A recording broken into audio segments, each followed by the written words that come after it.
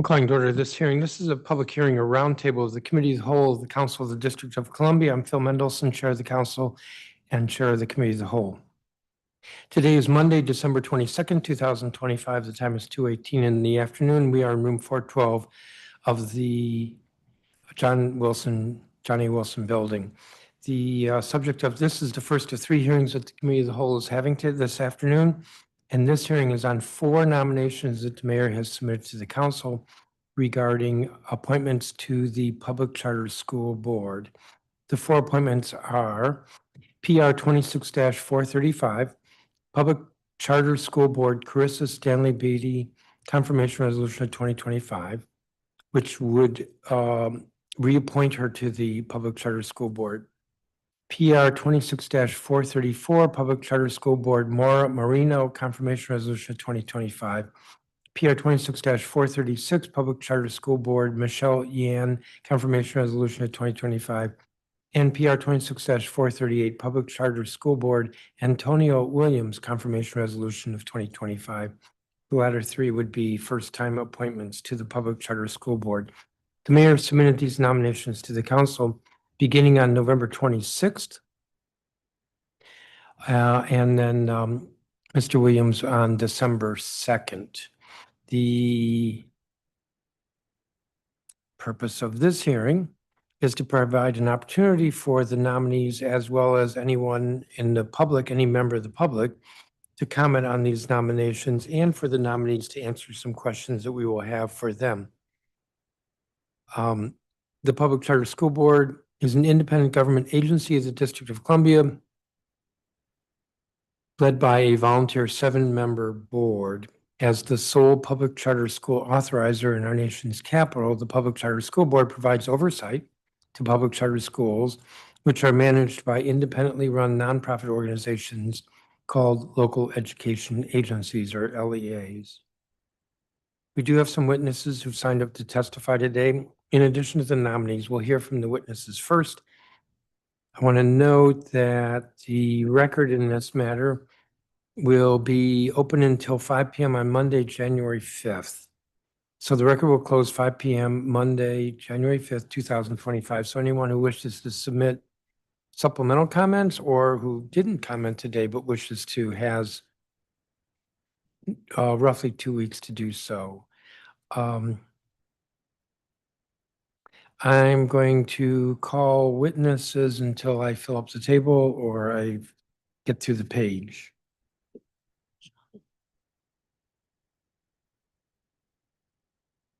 So I have Alistair Chang, Ward 2 representative, but I understand that Jacques Patterson may be testifying for him. Dr. Michelle Walker-Davis, who's Executive Director of the Public Charter School Board. Pat Brantley, who's CEO of the Friendship Public Charter Schools. Maya Martin Cadogan, who's founder and Executive Director of PAVE, otherwise known as Parents Amplifying Voices in Education. Simon Rodberg. Stacy Kane. Catherine Peretti, Mashia Ashton, Alexandra Pardo, and I guess I'll go through Rick Cruz. Yes, please come forward. Valerie Jablo and Michelle Molitor. So that's 12 individuals. Looks like one is in person. If Jacques is here, where's Jacques? Okay. I'm seeing a hand in the audience. I have not called people off the list in a million years. You really want me to call you to come forward? That's correct. We'll add you, Robert Branham.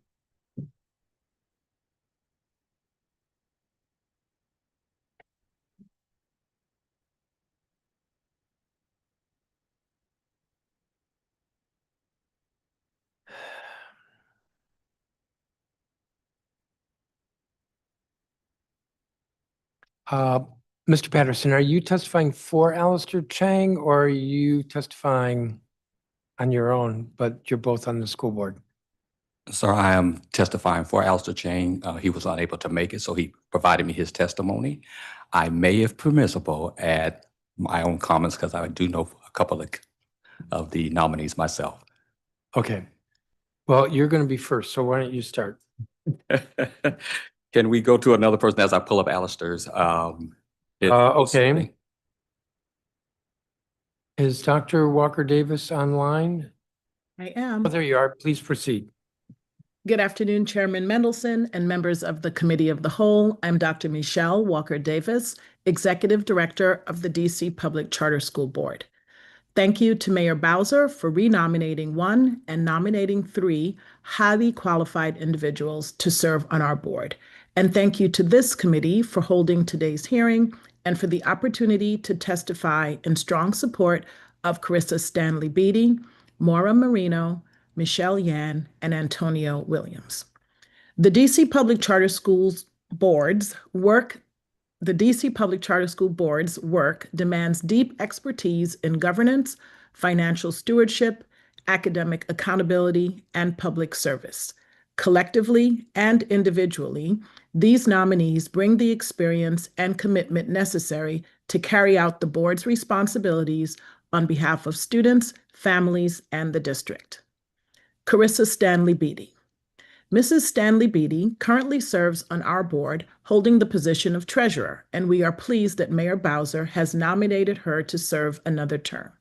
With more than 20 years of experience in banking and finance across both the private sector and DC government, she brings critical financial expertise to the board's oversight role. As a parent of a DC public charter school student, she also brings a firsthand understanding of the charter sector and its impact on families.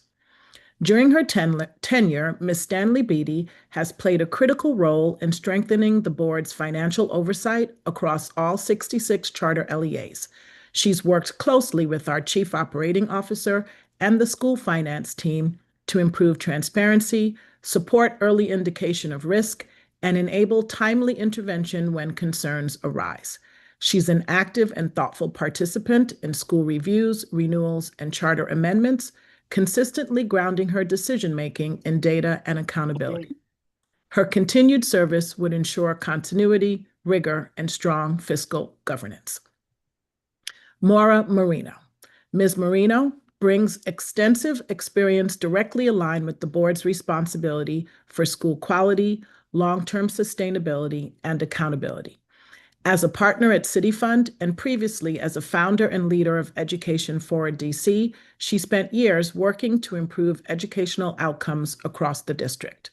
Her background reflects deep expertise in organizational governance, financial stewardship, and performance evaluation, core competencies for an authorizing board.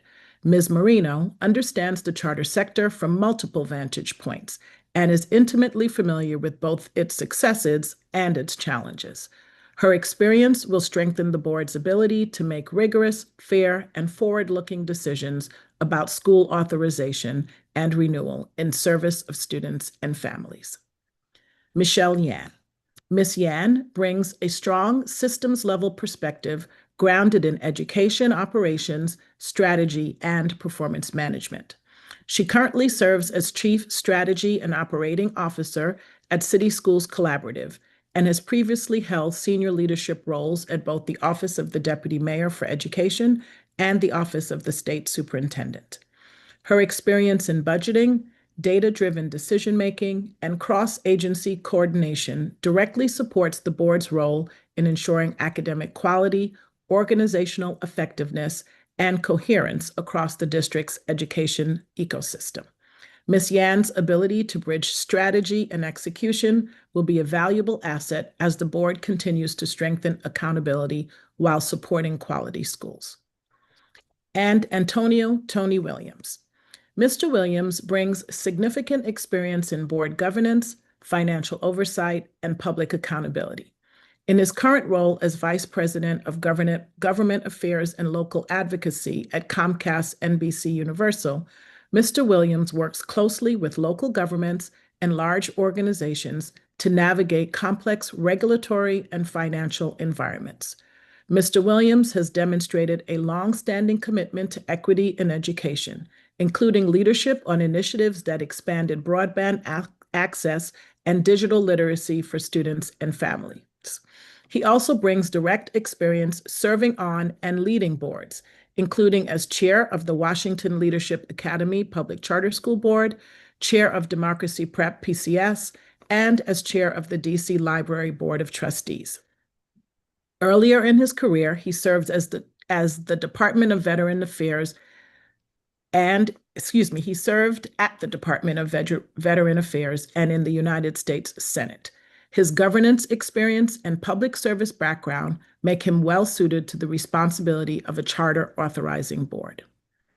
As the district's sole charter school authorizer, DCPCSB is responsible for ensuring a strong, equitable, and vibrant charter sector, work that depends on the commitment of highly qualified DC residents who generously volunteer their time to serve on our board.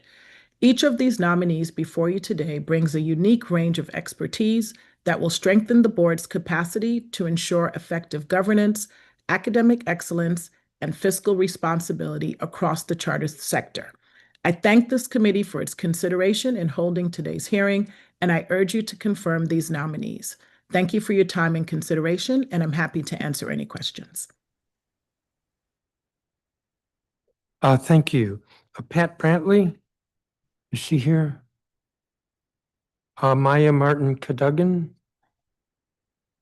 Simon Rodberg, who's online?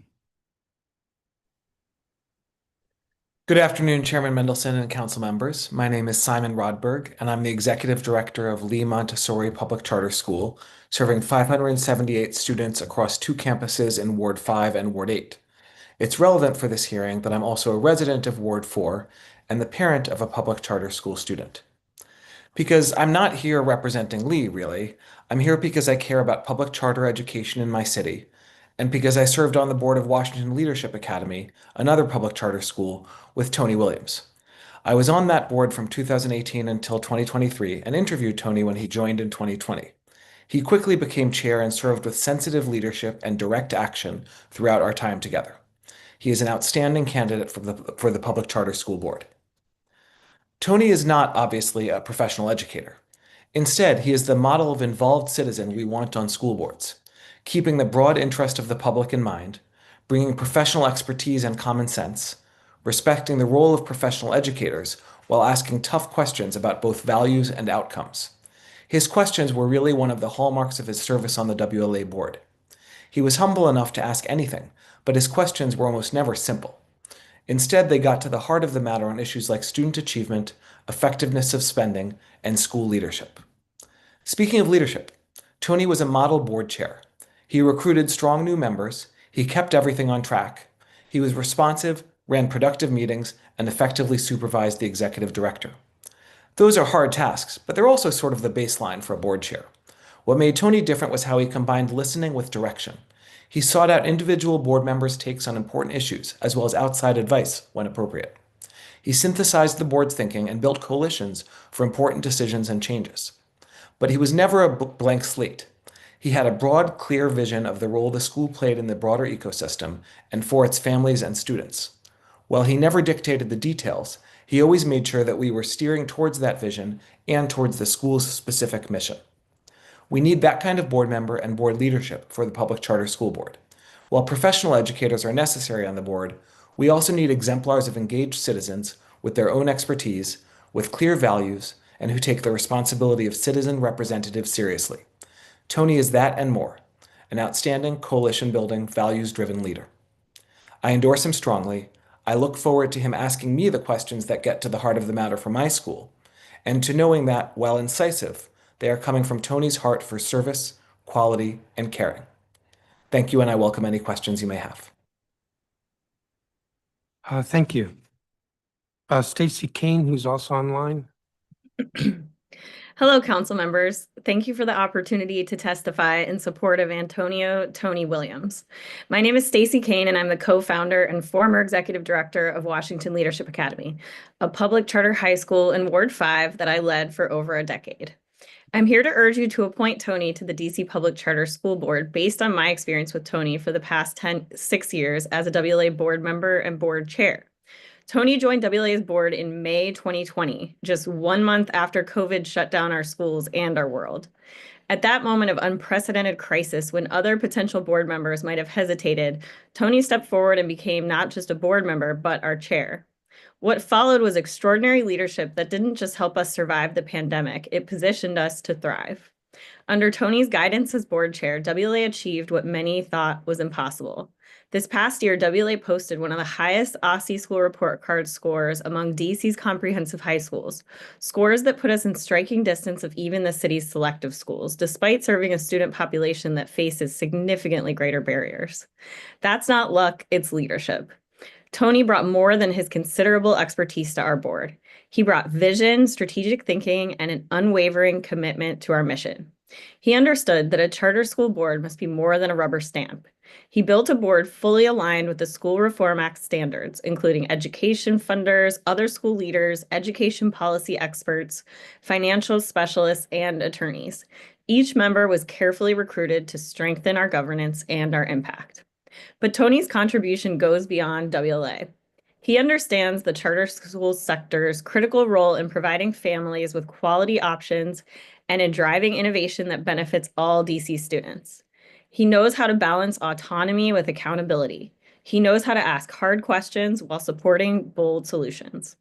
The DC Public Charter School Board needs members who have proven they can lead schools through crises, who understand what excellent governance looks like in practice, and who are deeply committed to educational equity.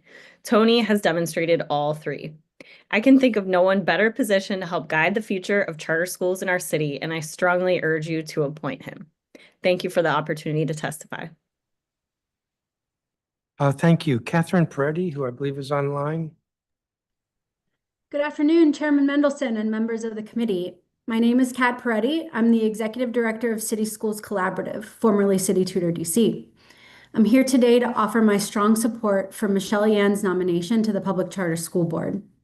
I do so as someone who has had the privilege of hiring and supervising Michelle at two moments in her career, first at My School DC and again now at City Schools Collaborative. I remember the day I interviewed Michelle for her role at My School DC vividly. She was my first interview of a full slate, and she was coming from a career in management consulting. She somehow riveted all of the interviewers with a case study on roofing tiles. I was immediately impressed by her hard data analysis experience, strategic mind, ability to get right to the heart of an issue, and her people skills. A truly rare mix. Michelle served as My School DC's Director of Data and Strategy, where she led the annual execution of the Common Lottery with exceptional rigor, integrity, and care for families. This is among the most operationally complex and publicly scrutinized systems in the district. And as soon as she started, I asked Michelle to help us transition the algorithm support to a new vendor and, for good measure, add a new preference for equitable access. Michelle managed it with precision and calm. She developed a deep understanding of how policy decisions translate into real experiences for families, particularly those navigating our robust choice system with constraints. Her leadership during the implementation of the new lottery preference reflected both the technical excellence and a clear equity lens, grounded in listening to families and school leaders across sectors. It didn't surprise me when Michelle ascended quickly within DC government to direct the education sector budget during the influx of recovery dollars, and then to be chief of staff to Deputy Mayor Paul Kine. This experience in the Wilson Building gave her a keen understanding of charter school funding, the competing pressures, and the mechanics of the city budget. Deputy Mayor Kine gave Michelle an enthusiastic reference, as I did my due diligence before hiring her for a second time. He said, if you want to build or improve something, you will find no better partner than Michelle. And I find that to be true. What continues to stand out is her ability to hold multiple perspectives at once: the needs of families, the operational realities of schools, and the public responsibility to steward a system. She's thoughtful and data-driven with strong core values of equity and transparency. These are qualities that are essential for an effective authorizer on the PCSB. She will analyze the data and question the processes behind them. And she will never forget that there are children and families, each with hopes and dreams of a bright future, that will ultimately absorb the impact of the board's decisions. Today, as Chief Strategy and Operating Officer at City Schools Collaborative, Michelle oversees our budget, operations, and long-term planning. She's responsible for fiduciary oversight, organizational strategy, and ensuring our work delivers measurable impact for students across DCPS and public charter schools. She approaches the work with discipline, staying closely connected to the day-to-day realities facing school leaders and educators. She remembers her time as a classroom teacher while incorporating all that she's learned from the bird's eye view of our city's education system, and she understands how financial health, academic quality, and operational capacity intersect, where early warning signs must be addressed, and the political complexities that arise with these difficult decisions. Across all of her roles since I met her in 2017, Michelle has been the quintessential public servant. She brings credibility, firsthand experience with accountability systems, and a deep respect for the trust that families place in our education system. She's demonstrated sound judgment, high capacity, independence, and strong ethics without fail. And for these reasons, I believe Michelle Yan is exceptionally well prepared to serve on the Public Charter School Board at this moment. Thanks for the opportunity to be here today on behalf of one of your 3 excellent new candidates for PCSB. It has been my favorite testimony of 2025, and I'm proud to offer Michelle my unequivocal support. Thanks. Thank you. Mashia Ashton, I believe, is not here. Alexandra Pardo. Yes, thank you. My name is Dr. Alexandra Pardo, and thank you, Council Member, Chair Mendelson, and Council members. And apologies as I'm on travel, so my background may be a little off today. But my name is Dr. Alexandra Pardo, and I have been working in DC public education since 2001 across DCPS and charter schools. From 2006 to 2015, I served in Marshall Academy, where I led the organization through academic improvement and organizational development with rigorous accountability and oversight, resulting in TMA being rated as the highest performing open enrollment high school in DC. More recently, I work as a consultant supporting charter school improvement in DC and nationally. I lead the charter school performance and governance reviews on behalf of the charter authorizer, evaluating academic outcomes, financial sustainability, and board effectiveness. As the parent of 2 DC charter school students, I also serve as the board chair of the District of Columbia International School, or DCI. Collectively, these roles have provided me with deep familiarity with the responsibility of charter school boards, the expectations of authorizers, and the standards required to ensure high-quality public charter school education in the District of Columbia. I submit this testimony today in strong support of the nomination of Tony Williams to serve as a member of the DC Public Charter School Board.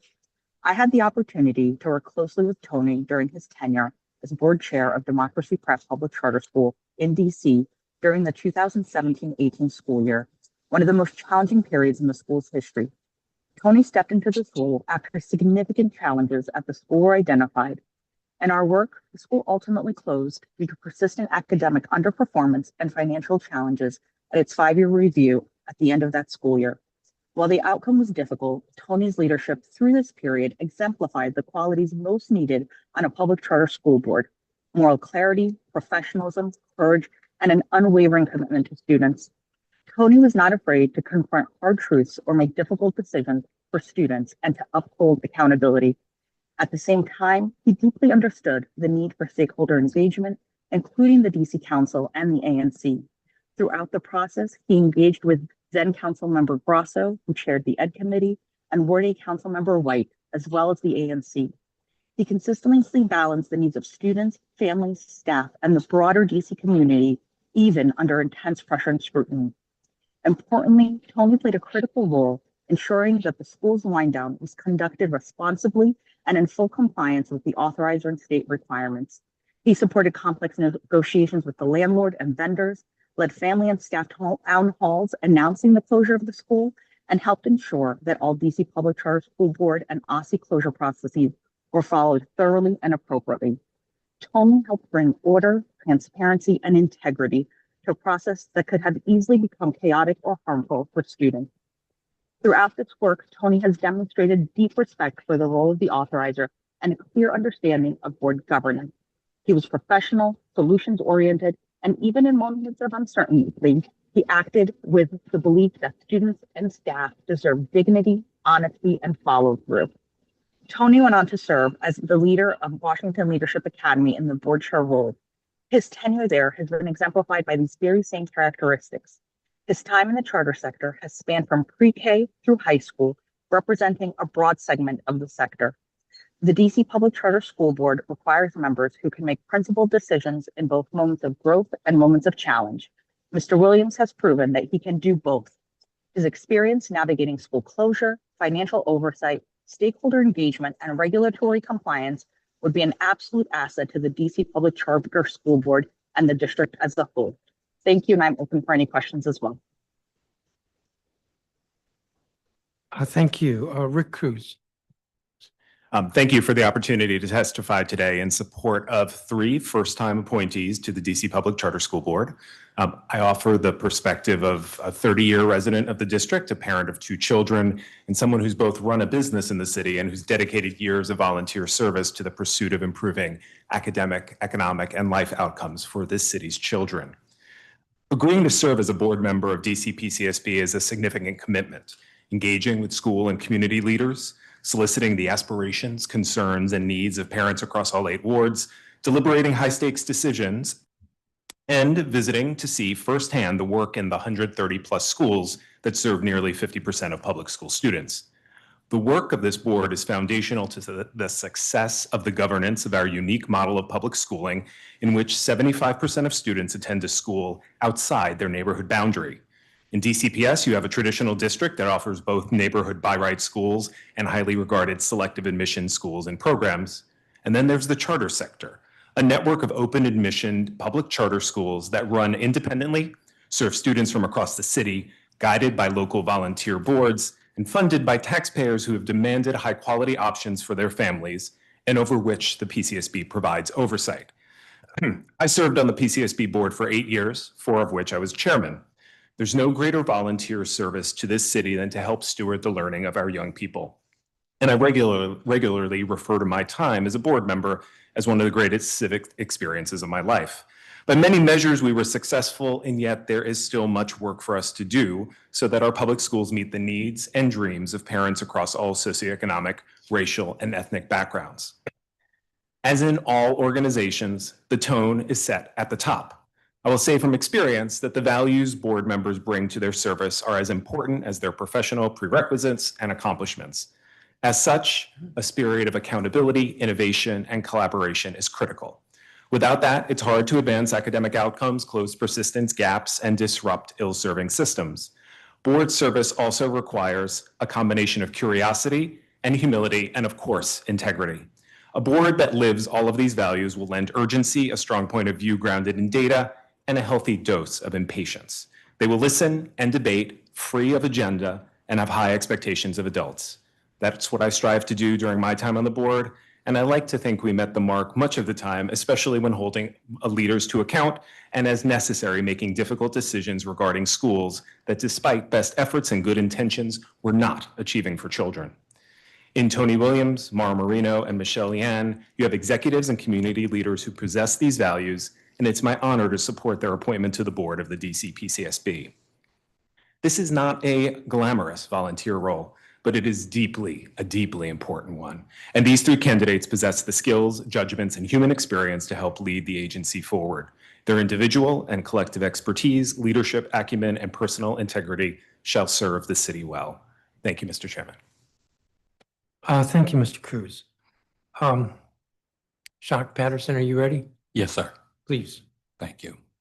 My name is Dr. Jacques Patterson. I'm president of the State Board of Education, and I am testifying today on behalf of Representative Alistair Chang in support of the confirmation of Carissa Stanley Beatty, Maura Marino, Michelle Yang, and Antonio Williams to the DC Board, Public Charter School Board.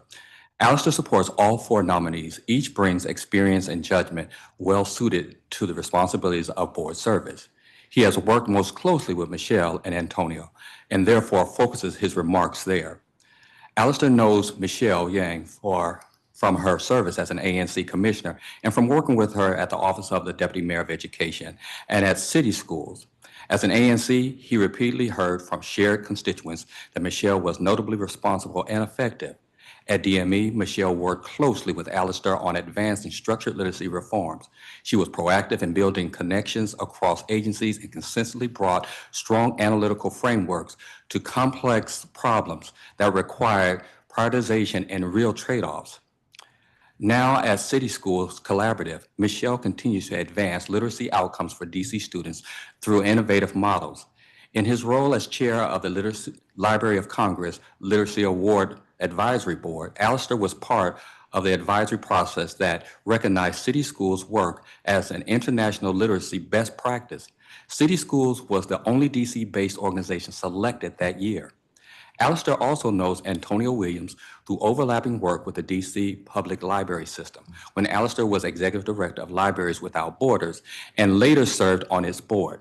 They partnered with local library branches on innovative outreach, including literacy programs designed to reach families in community spaces such as laundromats, ensuring programs were built around families' realities rather than institutional convenience. Through that work, Alistair saw Antonio lead change in a way that built trust and momentum. He translated new ideals into shared priorities and maintained internal alignment while pushing institutions to evolve. That ability to move systems forward without fragmentation is particularly important for the Charter School Board at this moment. While these remarks focus on Michelle Yang and Antonio Williams, based on direct experience, Alistair strongly supports all 4 nominees and urges the committee to confirm their appointment. For a few minutes, I would also like to just speak on both Maura Marino and Ms. Stanley Beatty. As you know, 10 years ago, I started my job as a founding regional director at Rocket Ship, and one of the first people that I've met that I worked with was Maura Marino. I found her to be a person of great knowledge of charter schools and a big support, especially in communities that were underserved. She was always there for me to consult and to talk to about making Rocket Ship, and then as I moved to KIPP DC, better schools for our children in our most underserved and marginal communities. Now, Ms. Carissa Stanley Beatty. I've known Carissa Stanley Beatty for over close to 20 years at this particular point. I know her love of charter school because she has her child in a charter school.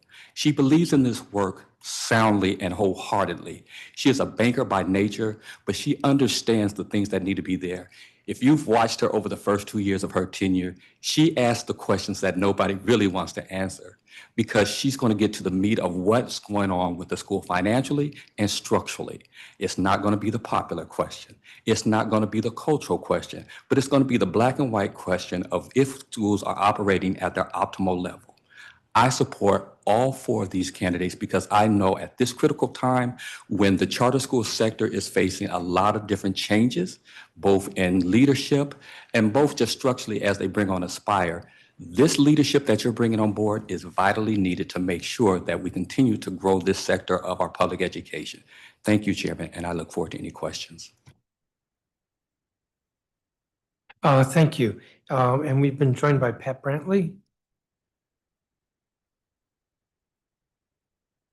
You're muted.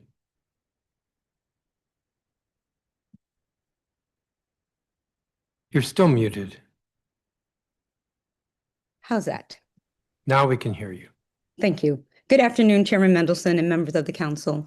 My name is Pat Brantley, and I serve as the CEO of Friendship Public Charter School, one of the district's largest and longest-serving public charter networks.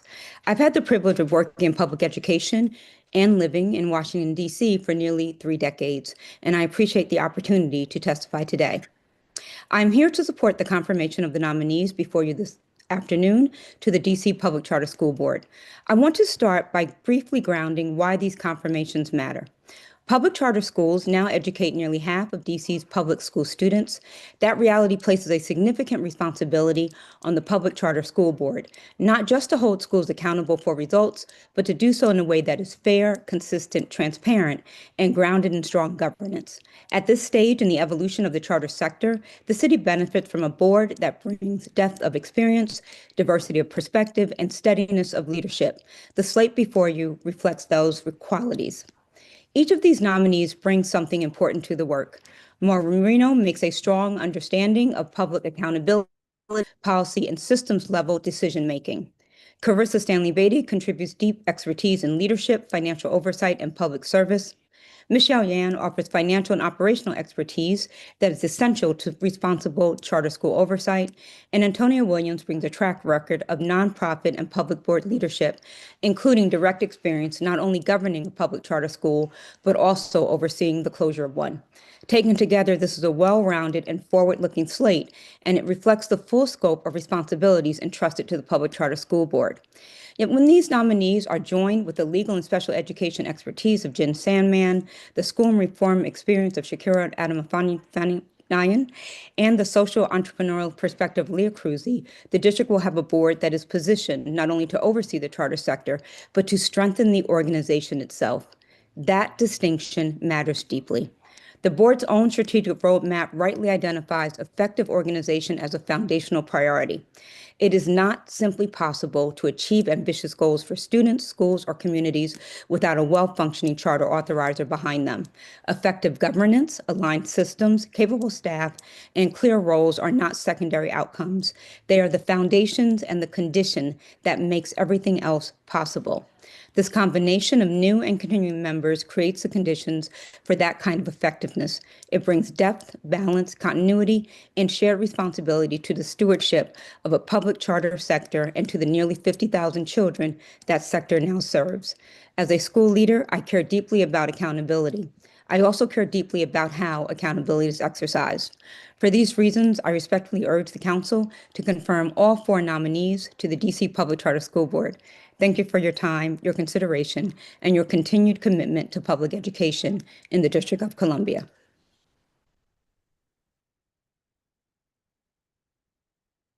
Thank you. Ms. Brantley, I don't have a copy of your statement, if you could provide that. Yes, sir. And Mr. Cruz, I don't have a copy of your statement, if you could provide that. We have several more witnesses. Valerie Jablo, who's online. Thank you. I am Valerie Jablo, a DC public education analyst. I'm very concerned about the nominations of 2 people to the Charter Board, Mara Marino and Michelle Yan. My concern is rooted in their connections to well-funded and powerful private entities. Those groups provide money and other supports directly to DC charter schools, promote the expansion of charter schools, and presume, via their mission statements, a role in DC's education planning that by law is only that of elected and publicly appointed officials. For instance, the mission statement on the latest tax filing for City Schools Collaborative says that its focus is, quote, to improve the quality of local public education through the incubation and launch of new schools and to address the services, support, talent, and facilities necessary for the delivery of the highest quality education in Washington, D.C., unquote. The mission statement for City Fund says that it makes, quote, investments to increase the number of high-performing public schools in cities, unquote. DC law specifies that such planning is for DC taxpayers and their representatives to undertake, not private organizations. For neither organization could I find donor information on those filings, although both are well-funded, with Marina's organization having annual revenues over $100 million. Deploying their resources thusly, these organizations implicitly guide DC education policy and actions, and thereby undermine democratically controlled oversight of DC's publicly funded schools. There is no way to recuse oneself from this influence. For instance, several DC charter schools that recently closed for fiscal problems received money from the organization that Marina founded and now supports by grants from her current organization. Yan's organization provides money and support for tutoring and staffing at some DC publicly funded schools. It's unclear if and how that support was demanded by the public, whether it was in the public interest, and what other publicly financed institutions or actors are or will be the object of these organizations' attentions, and why. Democratic oversight of public education is literally written out of the work of these nominees that these nominees do every day, and the ends are first and foremost to their organization's fiscal benefit. By contrast, DC Charter Board members occupy roles of public trust and oversight. They must ensure that they, and thereby the public, not unknown donors or private organizations, are in control of our publicly funded schools at every step, with clear expansion priorities and accountability expectations set publicly, not by private donors and the administration of private groups or the influence either wields. Our city needs our publicly funded schools to do well. For that, democracy and DC law demand that DC's public education institutions and leaders work through public means, not through private funders or influenced by privately controlled and funded entities. Unfortunately, no matter how deeply caring and knowledgeable they are, these nominees cannot recuse themselves of working for private entities that wield considerable influence and control around public education in DC. Moreover, their nominations send a needlessly cynical message, as every year hundreds with education expertise testify at DC education oversight hearings with absolutely no connection to private entities that seek to guide and thereby profit from education policy and actions in DC's publicly funded schools. Thus, I ask that you uphold the public trust in our publicly funded schools and table these two nominations. Thank you. Thank you, Ms. Chablo. Michelle Molitor, who I believe is not here, and Robert Brandon.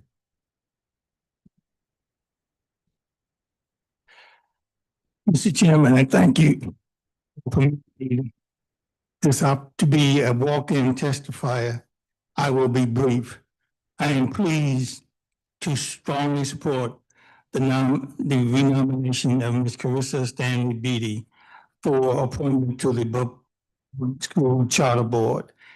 Let me say, my support for Carissa is not inconsistent with my previous public charter school commentary.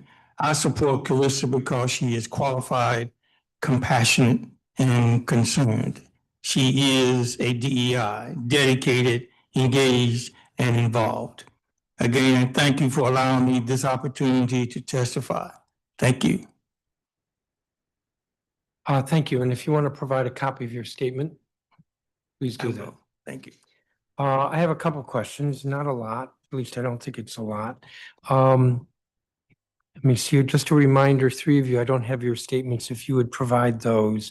Mr. Cruz, you served on the board for 8 years. You're not on the board now. I'm not. How much time did it take? As a chair, it was probably 50 hours a month volunteer service. As a standing board member, depending 15, 20 hours a month.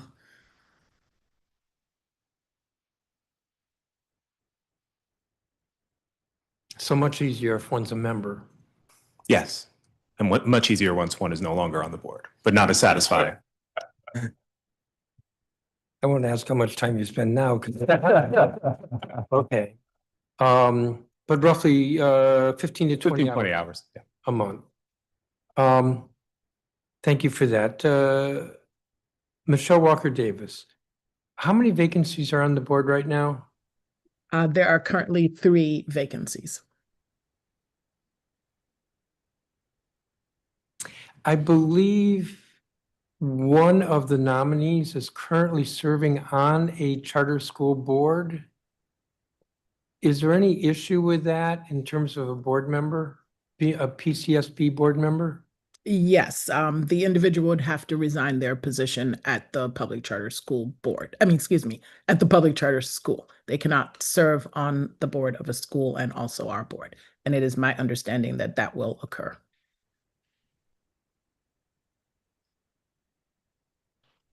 And since I have you here, Ms. Beatty is proposed for reappointment. I kind of hate to ask this in public, but I will. What's her attendance been like? Oh, she is at our board meetings and she does her homework.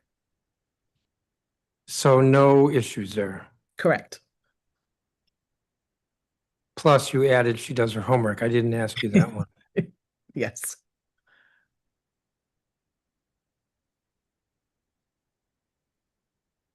Ms. Chablo, I'm a little bit confused.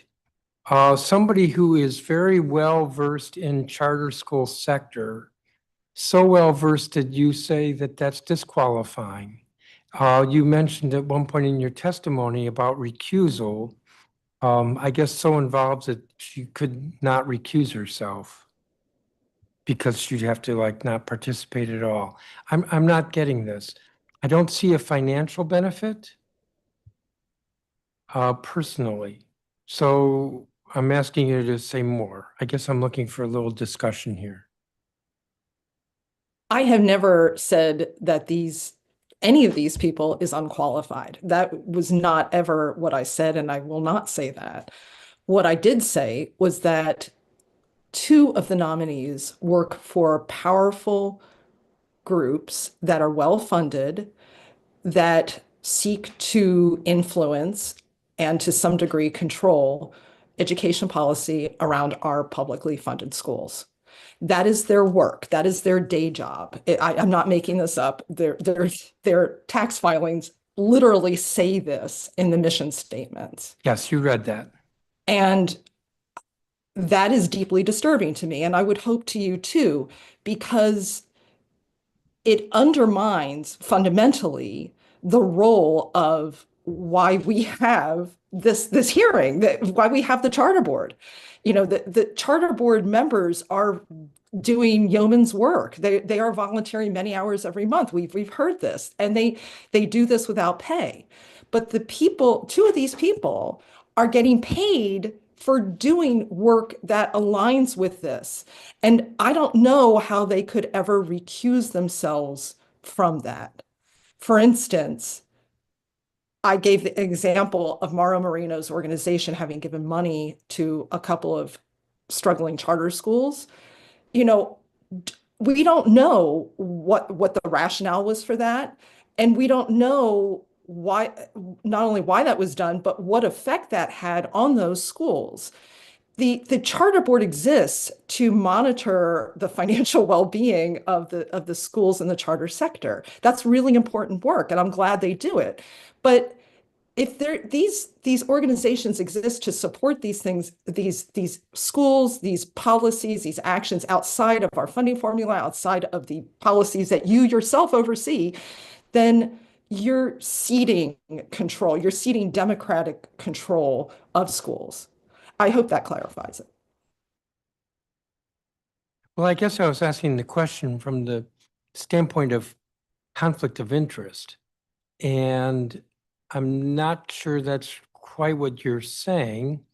You're saying that they're trying to influence public policy from the outside and therefore shouldn't also at the same time be on the inside? That is a conflict. It is an absolute conflict because their organizations are funded by unknown donors, for one. These donors are not merely philanthropists. They are, possibly, but they're in this for some financial interest, ultimately. That is, and it's control. This is a very big school system here in the District of Columbia. We have $2 billion in our education sector annually. That's a lot of money. If you can influence how things are done, you can get contracts, you can ensure contracts go your way, you get political and financial power that way. This is very concerning to me, and I would hope it would be to you too, because this is completely outside the funding formula. This is completely outside of what the charter board staff works on every day. And the staff is paid by our tax dollars. I think that is really important work. And I think that anyone who is serving on the charter board must be completely, free of any such kinds of conflicts. I do believe there are conflicts. And I do believe that there is a fiscal impact for the private organizations that do this work. It is in their fiscal benefit. I'm not sure I agree with you, but I wanted you to be able to elaborate it for the record. I did want to ask Dr. Walker Davis if she sees a conflict of interest with a funder being on the board. What I would say, thank you, Chairman. What I would say to that is our board members are expected to follow the ethics policies of the government. So they are responsible for following BEGA. And also, as you may have seen, and as our board members continue to do, they will recuse themselves from any vote that they believe that there is a conflict. So I don't see any challenge with our new nominees or to be confirmed board members following the expectations of board conduct on our board. And I will ask our general counsel to look at this. I don't know that I'll ask for a written opinion, but I'll ask her to look at this and get back to me on this point as well. Let me just check with staff. I don't have any other questions for you all. Thank you for taking the time, especially those of you who came in person. All of you, thank you for your time and your testimony. Let me turn to the nominees, and I think all four at the table. So that would be Carissa Stanley Beatty, Maura Marino, Michelle Yan, and Antonio Williams.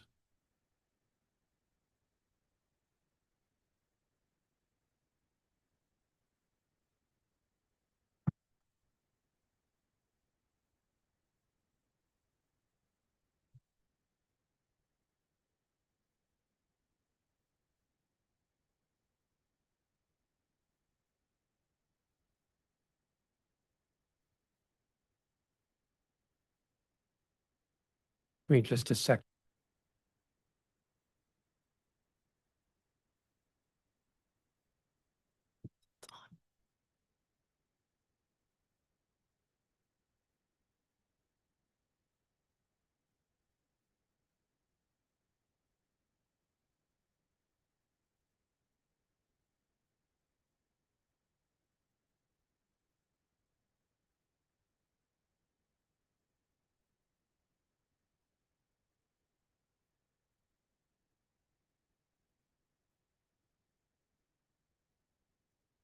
I have statements from each of you. If you could present them, are you okay in the order? I called your names, Ms. Beatty, then Ms. Marino, Ms. Yan, and then Mr. Williams.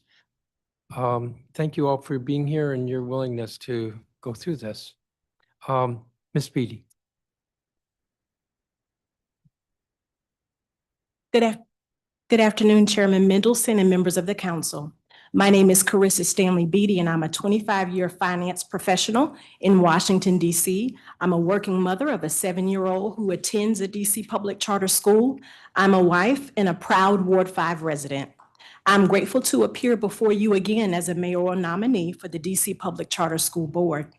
I am honored and deeply grateful to the Honorable Mayor Muriel Bowser for her continued confidence in my service, and I appreciate the council's consideration of my reappointment. Over the past 2 years, it has been my pleasure to serve on the DC Public Charter School Board, first as a member and now as elected treasurer. I approach this responsibility with earnestness and deep commitment to families and student success. My background in finance, coupled with my lived experience with the DC public school system, informs my approach to high-quality oversight that prioritizes transparency, financial stability, and student outcomes.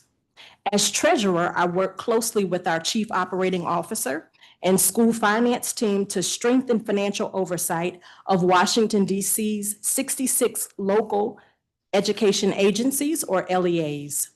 During my tenure, we have introduced a standing monthly financial update delivered at each board meeting that offers greater transparency and an opportunity for deeper insight into our ongoing financial monitoring. We have started the work of formalizing current and improved financial practices into comprehensive guidance that will serve as the foundation for a new finance policy, with fall of 2026 as our target for implementation. And lastly, I have consistently asked tough questions of staff and of our LEAs to ensure a mutual full understanding of each school's financial position and how it impacts the respective institution's ability to educate our children. Together, these steps demonstrate my commitment to protecting both the financial health of our schools and the trust that families place in our system. Our work at the DC Public Charter School Board is especially important at a time when public charter schools across the District of Columbia and nationwide are managing challenging academic performance, shifting federal and local policy, and tough philanthropic and economic conditions. In this environment, a strong, consistent, critical authorizer is essential to maintaining high standards while supporting schools in continuous improvement. My husband and I exercise school choice every day by sending our son to a DC public charter school. As such, my North Star for decision-making and focused inquiries during my work with the DC Public Charter School Board is one deeply personal question. Is this good enough for the families of our city, mine included? Is this decision, Is this LEA's financial condition? Is this LEA's academic performance worthy of the choices that families make in trusting their children's future to our public school system? While the answer to my North Star question has resulted in several board votes with me in the minority, I know that critical, independent thinking is the ally and not the adversary of successful outcomes. My personal compass is what will continue to guide me as I move forward in this work, deeply committed to the success of the city's public charter school sector. If I am reconfirmed, I intend to continue working to further strengthen the systems that advance equity, accountability, and excellence across our public charter schools. In partnership with my fellow board members, I remain focused on delivering outcomes that reflect the values and hopes of the families we will serve. Thank you for your consideration. I am happy to answer any questions you may have. Thank you, Ms. Beatty. Ms. Marino? Good afternoon, Chairman Mendelson and members of the committee. I am Maura Marino, and it is my pleasure to receive your consideration for my nomination to serve on the DC Public Charter School Board. I'm grateful to Mayor Muriel Bowser for nominating me and honored to have this opportunity to serve the residents of our district.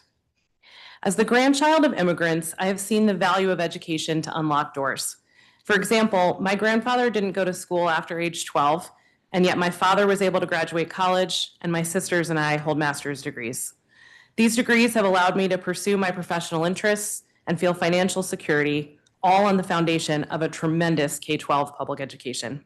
I believe all young people in the District of Columbia are capable of excellence and should have the opportunity to attend a school that allows them to unlock their potential. I'm a proud resident of Ward 1 and have lived in DC since 2009. I currently serve as a partner at the nonprofit organization City Fund, which works to ensure that every student in America's cities gets a great public education. Prior to this role, I founded and served as CEO of Education Forward DC for 7 years, an organization dedicated to strengthening public schools across all 8 wards. Prior to that, I ran an initiative called the DC Schools Fund, which similarly aimed to strengthen our public schools. In total, over 11 years, I raised and oversaw grant making for over $125 million for the purpose of improving DC's public schools. Some of the projects that I am most proud to have worked on include the creation of My School DC, a $3 million pandemic relief fund run in conjunction with the DC Public Education Fund, the launch of new schools, including charters like Sojourner Truth Montessori and DCPS schools like Bard Early College High School, the community-driven redesign efforts at Anacostia and Ballou High Schools, and the launch of teacher and principal preparation programs to serve both DCPS and charter schools. I began my career as a high school teacher in a public charter school in California, in a community which did not have a neighborhood high school option. The dropout rate had reached over 65%. I was part of a team that started a charter school to create a college prep high school, and today that school has a 90% graduation rate, and I've seen my students, all of whom were the first in their family to attend college, go on to bright futures. During this time, I earned a Master of Arts degree in teaching from Columbia University, and I then earned an MBA from Harvard University, hoping to learn about strong management, finance, and leadership practices that could be used to support great public schools. It is an honor to be considered for the DC Public Charter School Board, given the tremendous responsibility this board holds in oversight for schools that serve almost 50% of DC students. I've served in various roles working with charter schools for more than 20 years as a classroom teacher, a board member at DC Prep, E.L. Haynes, and Ingenuity Prep public charter schools, a funder of public schools across the city, a board member at the DC Charter School Alliance and other charter support organizations such as Education Pioneers, the Equity Lab, and Charter Board Partners. From these roles, I understand first and foremost the love and care DC parents have for their children and their commitment to their education. I see the hard work each day of our teachers, principals, and other staff members to support our students. I've experienced how difficult it is to launch a great school, finance a building, balance a budget, and achieve ambitious academic goals. I've watched schools struggle and improve, and I've seen strong performers hit bumps in the road. Ultimately, this varied set of perspectives makes me a strong nominee because I believe that charter schools can play an important role in our system of public schools if we hold true to the core premise that charter schools are granted increased autonomy in exchange for accountability. The Public Charter School Board must consider carefully how to authorize public schools that we feel confident will serve students well and to hold schools accountable when they fall short of their commitments. DC has been the fastest improving city in the country in public education because of incredible work at DC public schools and at charter schools.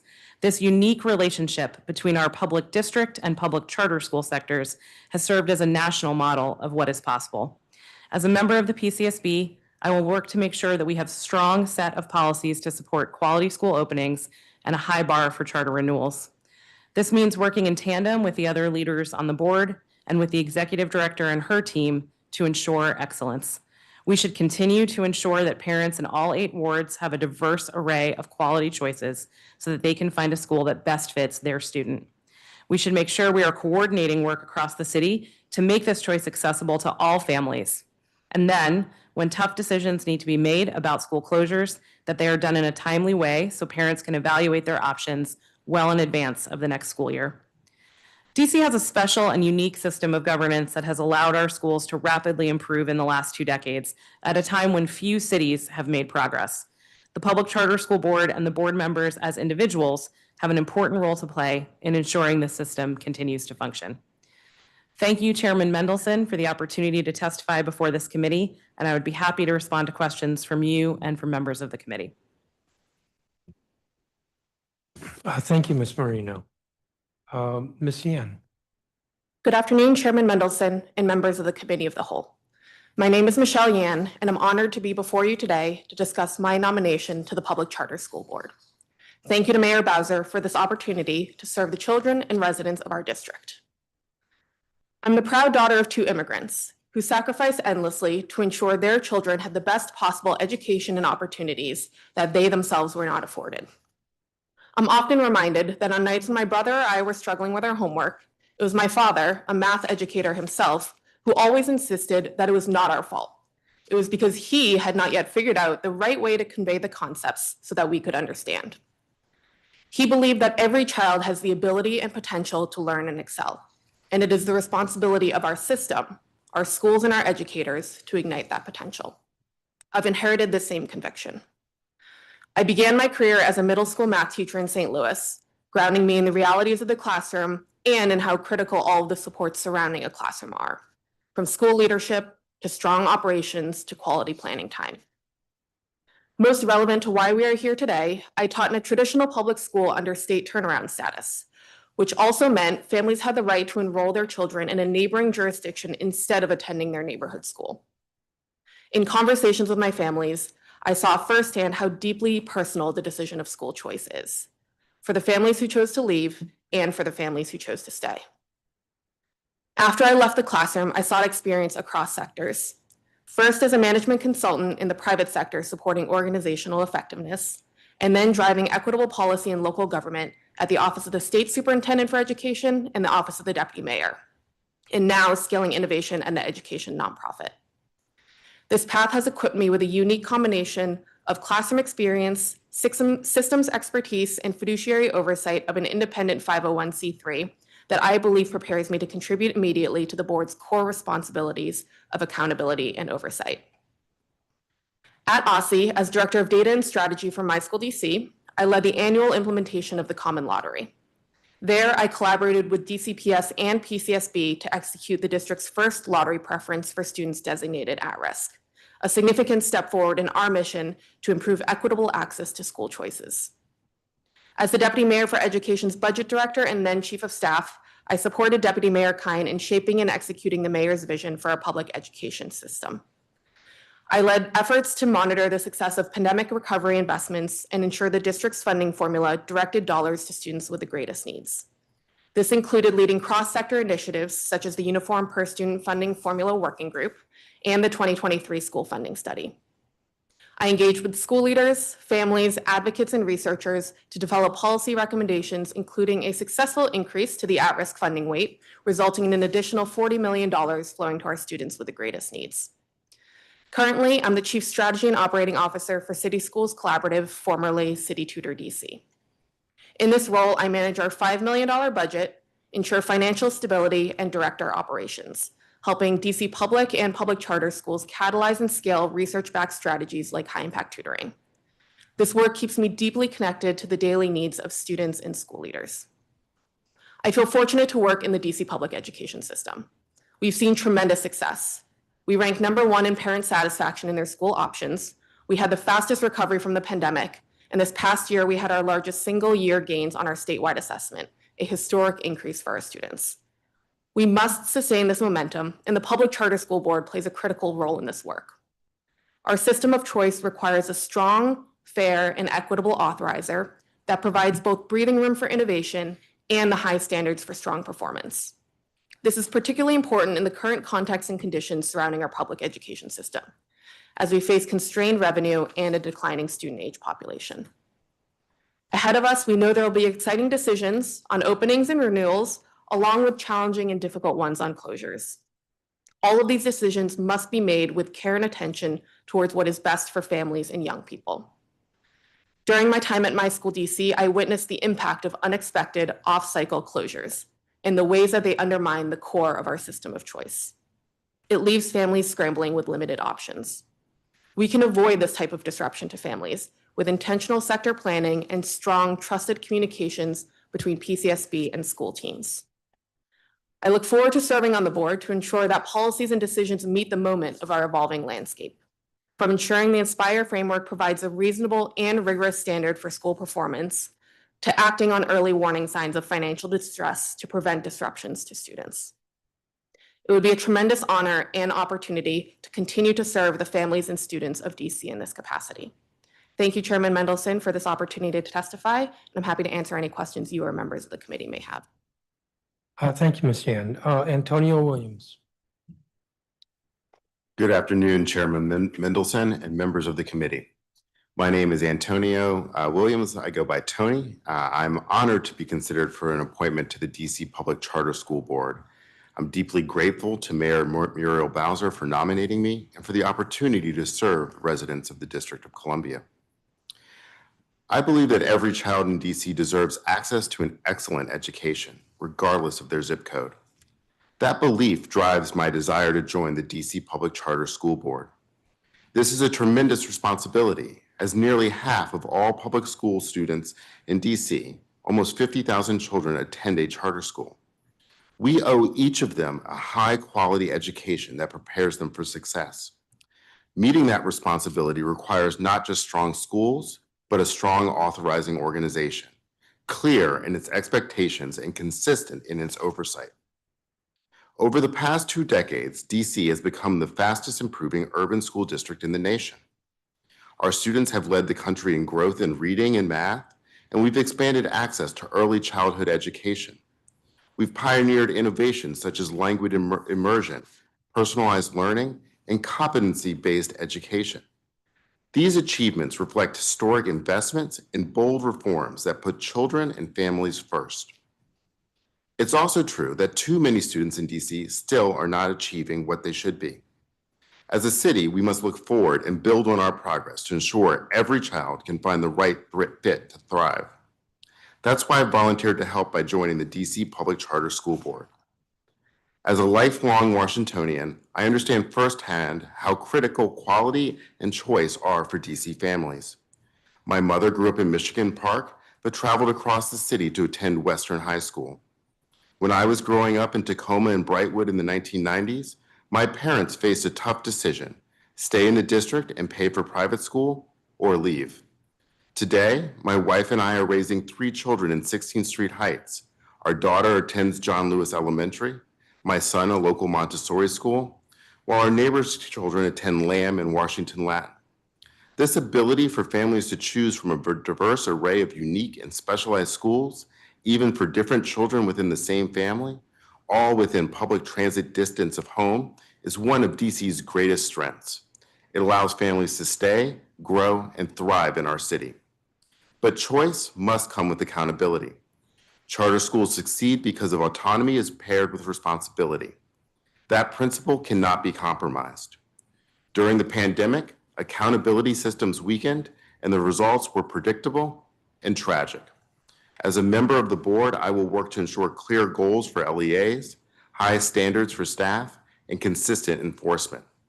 If you are entrusted with the futures of DC children, competence is not enough. You must be exceptional. And when schools fall short, we must act decisively while minimizing the disruption for families and DCPS. My experiences have prepared me for this challenge. I'm an executive with more than 20 years of experience building and leading high-performing teams across corporate, government, and nonprofit sectors. I've worked on Capitol Hill, served in a presidential administration, partnered with civil rights and community organizations, and helped create the largest and most successful broadband adoption program in the United States. Most recently, I led state and local advocacy for the nation's largest media and broadband company, managing nearly 300 professionals across 5,000 communities in 39 states. Outside of work, I have dedicated myself to education as a platform for equity and opportunity. As chair of the DC Public Library Board, I guided the system through the pandemic, opened the new MLK Central Library, and expanded children's programming. At Washington Leadership Academy, I helped steer the school to its highest ever state report card and Inspire accountability scores, even while serving one of the highest special education populations of any high school in the district. I've worked to close literacy gaps through the Children's Literacy Initiative and partnered with educators to empower youth voices through programs like Philadelphia Young Playwrights and Philadelphia Youth Poetry Movement. DC has built one of the most dynamic public education systems in the country. Together, we can ensure it remains a national leader in innovation and equity, where every child thrives and every school serves as a model for excellence. I'm committed to helping the DC Public Charter School Board advance that vision. Thank you, Chairman Mendelson and members of the committee for the opportunity to testify. I would be happy to answer any questions.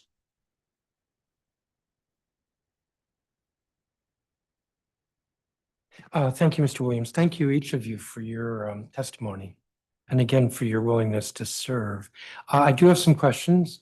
I'm going to start with the most unimportant. Ms. Marino, I looked at the answers you gave us. List any other boards you're a member of or have been a member of. I'm from Cleveland, and you listed Future Ready Cleveland. Yes. What's the deal? It's a new organization that is working to improve public schools in Cleveland. And you're here in DC, and your testimony, if I remember correctly, you were in California at one point, and you've been around, so Cleveland? So at City Fund, we each support a few cities, and I actually don't work on DC. I work on Cleveland, Oklahoma City, and Miami. Okay.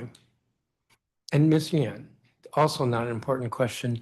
Political activity, you ran for ANC in 2020? Correct. Did you get elected? I was, yes. I served one term. One term? Yes. Okay, I won't ask why it was only one term. I, as somebody who was an ANC commissioner for 20 years, but that's okay. So I think you were all in the room when I asked Mr. Cruz how much time it takes. He said about 15 to 20 hours a month as a member. Ms. Beatty, you've been there. Was that about right? 15, 20 hours a month? I think it's actually more than that, Chair Mendelson, but I may be the wrong person to ask. It takes me a little longer because I don't come with an education background like some of these nominees. I would say I'm probably closer to 40 hours. A month? Yes. Okay. Yes. Well, that's a good setup. So you have the time to serve if you're reappointed? I absolutely do. I enjoy the work. I enjoy learning. As I mentioned in my testimony, I have a child in the DC public charter school sector, so I take it very personally. And yes, I have the time and am excited to spend the time doing the work. Mr. Williams, do you have the time? I do. Ms. Yan? Yes. And Ms. Williams? Yes. I mean, Ms. Marino, sorry, I was looking at the list here. Do any of you have, I think I asked this in the pre-hearing questions, but I ask it at these hearings anyway. Do any of you have outstanding liability for taxes, fees, or other payments to the district, federal, or other state or local governments? Ms. Beatty? No, I do not. Mr. Williams? I do not. Ms. Yan? No, I do not. And Ms. Marino? No, I do not. Conflicts of interest, and this may get into a little bit more discussion. So Have you, in your service, Ms. Beatty, had occasion where there's been a conflict of interest? I have not, Chairman.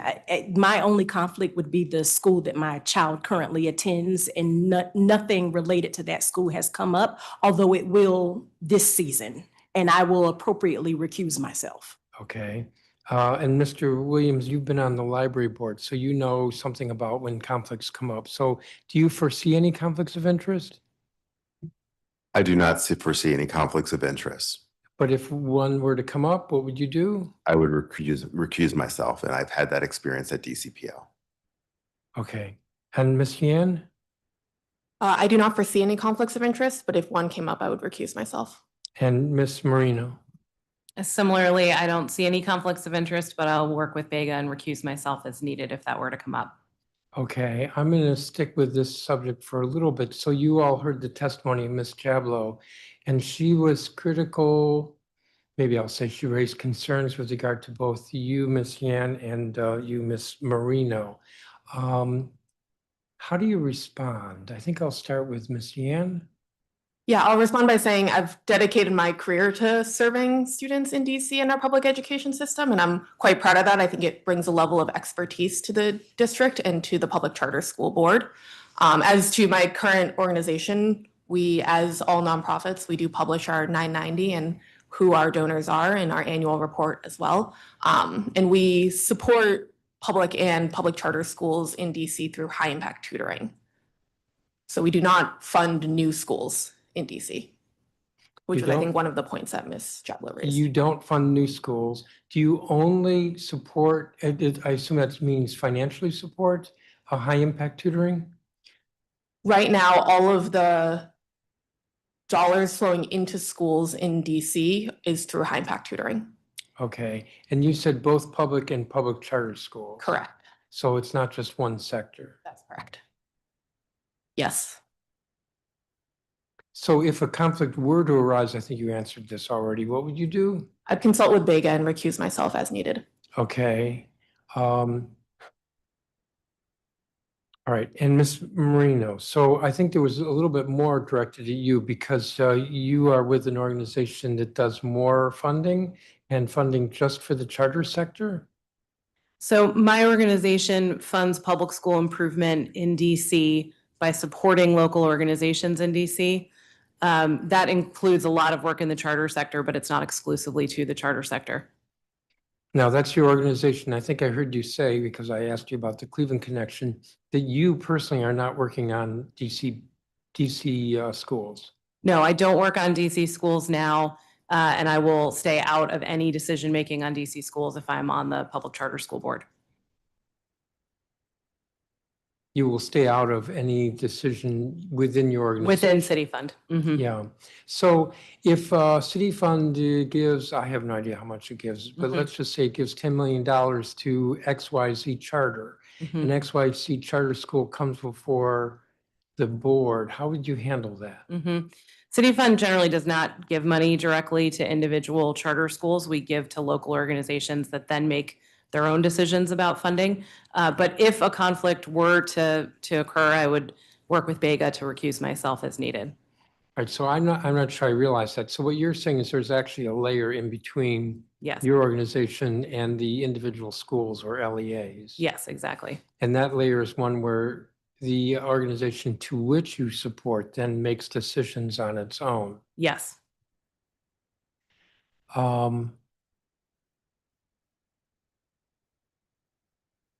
Any further reaction from the two of you with regard to the argument that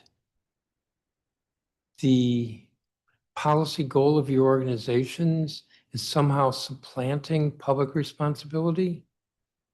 I disagree with that characterization, but I certainly agree with the importance of the integrity and public trust in decision-making at the Public Charter School Board, and I take that responsibility very seriously. I have reviewed the conflict of interest policy to make sure I fully understand it, and I don't see a conflict in this case, but as I said, I will work with Vega and recuse myself if there were to be a conflict that would arise. You want to add anything, Ms. Yan? No, I agree with that. Give me just a second here.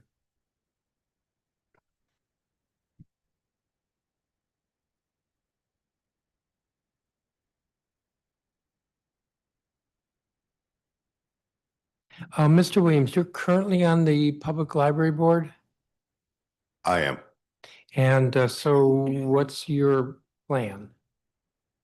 My plan is to resign both from the DC Public Library Board as well as from the Washington Leadership Academies Board, should I have the opportunity and privilege to serve on the DC Public Charter School Board.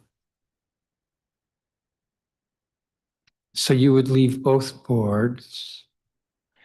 Give me another second here.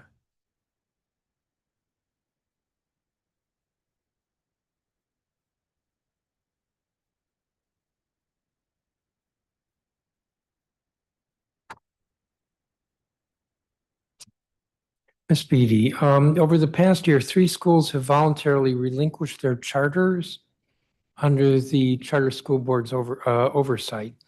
In hindsight, what actions or interventions might have led to a different outcome?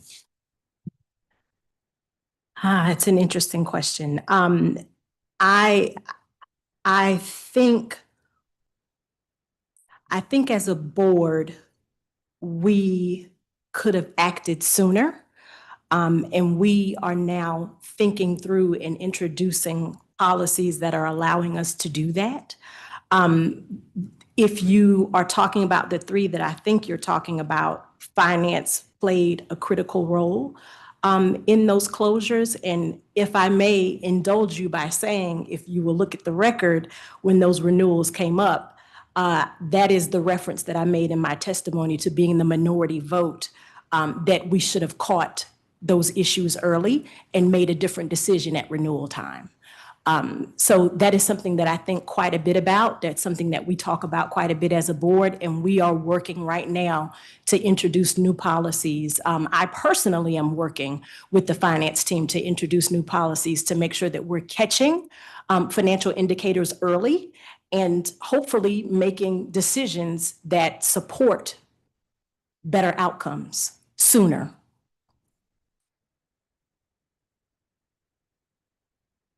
Thank you for that. So I don't know if this question is fair since 3 of you are not on the board and 1 of you is. The board right now is looking at what it's called, at the moment, calling a merger and acquisition policy. I think it's going to be renamed since that sounds very corporate. What are your thoughts about that, Ms. Beatty? And then I'll ask the others of you. So I have a couple thoughts. I mean, obviously, as a sitting board member, I've had an opportunity to read the policy and engage with fellow board members.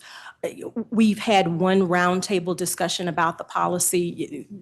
My comments, because we've had a roundtable, are actually public. Several of them are around sort of the detail and the minutia in the policy. Like, I'll give you an example. Throughout the document, we talk about key financial indicators. One of my comments, several of my comments have to do with actually defining those key financial indicators so that we know exactly what we're talking about in terms of targeting. So a lot of my thoughts are specific to the actual verbiage and making sure that we're being clear about what we're actually going to do. In other words, understanding the practice of how we will implement the policy versus just being academic about it. The other thing I would say that I am not convinced about, and I'll be careful, I don't want to make any bulletins here, but the other thing I'm not convinced about is that we need 2 acquisition pathways. I'm not saying that that's wrong. I'm just saying I'm not convinced yet. And so that is something that I will be further interrogating as I get an opportunity to talk to the staff and also existing and new board members if they're appointed. I'm going to ask the others of you. Now, you probably are less familiar with it, but if you have thoughts on it. Mr. Williams? Sure. I think, sorry, hold on, I was just looking for my note on this one. When it comes to the mergers and acquisition policy, I think it's essential that we create a clear student-centered pathway for when schools are combined or acquired. And I look forward to weighing in to ensure that any policy achieves that goal. Ms. Yan? Thank you. I'm supportive of the PCSB having a mergers and acquisitions policy. I think it's important for the sector to understand what are the steps that they could take if they were interested and how would a potential merger or acquisition be evaluated. I think similar to Ms. Beatty, I'm interested in getting into the minutia with the board. I think there are many elements of the policy that I know the team consulted a lot of experts to develop, and I'd love to dig in with them further to understand some of the rationale. And Ms. Marino. I think it's critical that the board has a high bar for accountability and quality across all of its policies, including mergers and acquisitions. If I were to be on the board, I'd like the chance to get into the details of the policy and understand how what's being considered advances quality in the city. Different question. So after the closing of Eagle Academy, the council considered and ultimately adopted legislation to require better board training. I can't remember which of you have been on boards. I know, Mr. Williams, you have, because you just said you'll be stepping down. Your thoughts on training for board members of public charter school boards? I'm going to start with you and then ask the others. I think it's essential. I'm glad that the council took that action, and I look forward to working with my fellow board members, if appointed, to ensure that all of the board members of all our LEAs have that training. I know as a board member how critical it is to understand the unique role and nature of a board, its responsibilities, and and the level of oversight, particularly for LEAs, since they actually hold the charter themselves, the board, and they are responsible then for the health and wellness of that school. So when you were first appointed to a charter school board, did you look at any of the others or look at yourself and say, gosh, it would help if there was some training on this or that? And if you did, like in what areas? I'll go back to my experience when I was first asked to support Democracy Prep and to join that school board. I was told that it was a school that was struggling and needed some support in terms of governance and organization.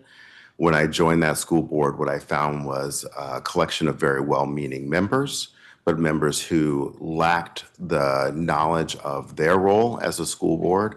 I don't know that they realized that they actually held the charter. I don't know that they had the financial knowledge or wherewithal to actually manage the school, and nor did they have the expertise in academic management to really provide the necessary oversight. That is a different experience than I've had on other charter school boards with more robust boards, but it shows the vast range and skills and capacity of board members of charter schools. And I think the goal here is to raise the floor so that every charter school board has the right skills, capacity, and capabilities to execute their role. Ms. Yan? Yes, I absolutely believe that we need to have strong board training of our public charter schools. I had the recent opportunity to participate in one of PCSB's first year of optional trainings for new board members, and I think that offered a great opportunity for board members to understand the burden that they're taking on, that this is different from serving on a board of another 501c3. You have public trust and public students at play here. And I think it's also critical in part of PCSB's role to ensure constant and effective communication with boards throughout the renewal process for them to understand what is happening, where they should be engaging, and how to engage. I think that's something that we also saw in the Eagle Academy instance. So I look forward to supporting both of those. So I can't remember, have you been on a charter school board? I served very briefly on the Truth Board, but resigned for this nomination. Okay, so if it was just one board, maybe it's unfair to ask, but any shortcomings or areas where you saw there needs to be training? I think I had the fortune of joining at the time that PCSB was rolling out these trainings, so both alongside my own onboarding and interview process, which I felt went pretty far in depth into understanding the roles and responsibilities of the board. I also had the benefit of attending a PCSB training that went into what are the types of questions that you might want to ask during board meetings that are more academic, that are more financial. And I think all of that supported, certainly. Ms. Marino. This is an issue I'm very passionate about and very supportive of training for board members. I've served as a charter school board member. I've been to training. I've offered training to others. I've advised a number of boards. And I also was on the board of an organization that did charter school board governance training.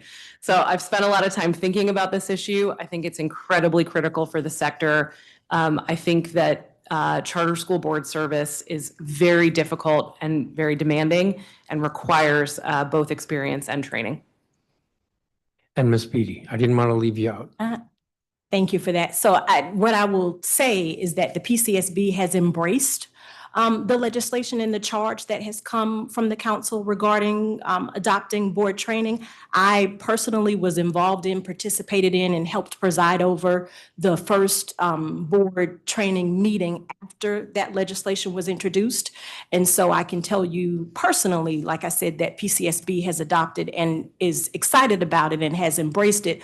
What I will note is that the legislation required a board training curriculum. It prescribed the what, it didn't prescribe the how. And so staff is working very hard on making sure that they have a curriculum that makes sense and addresses what they believe to be important as it relates to governance and training. Thank you. Give me just a sec.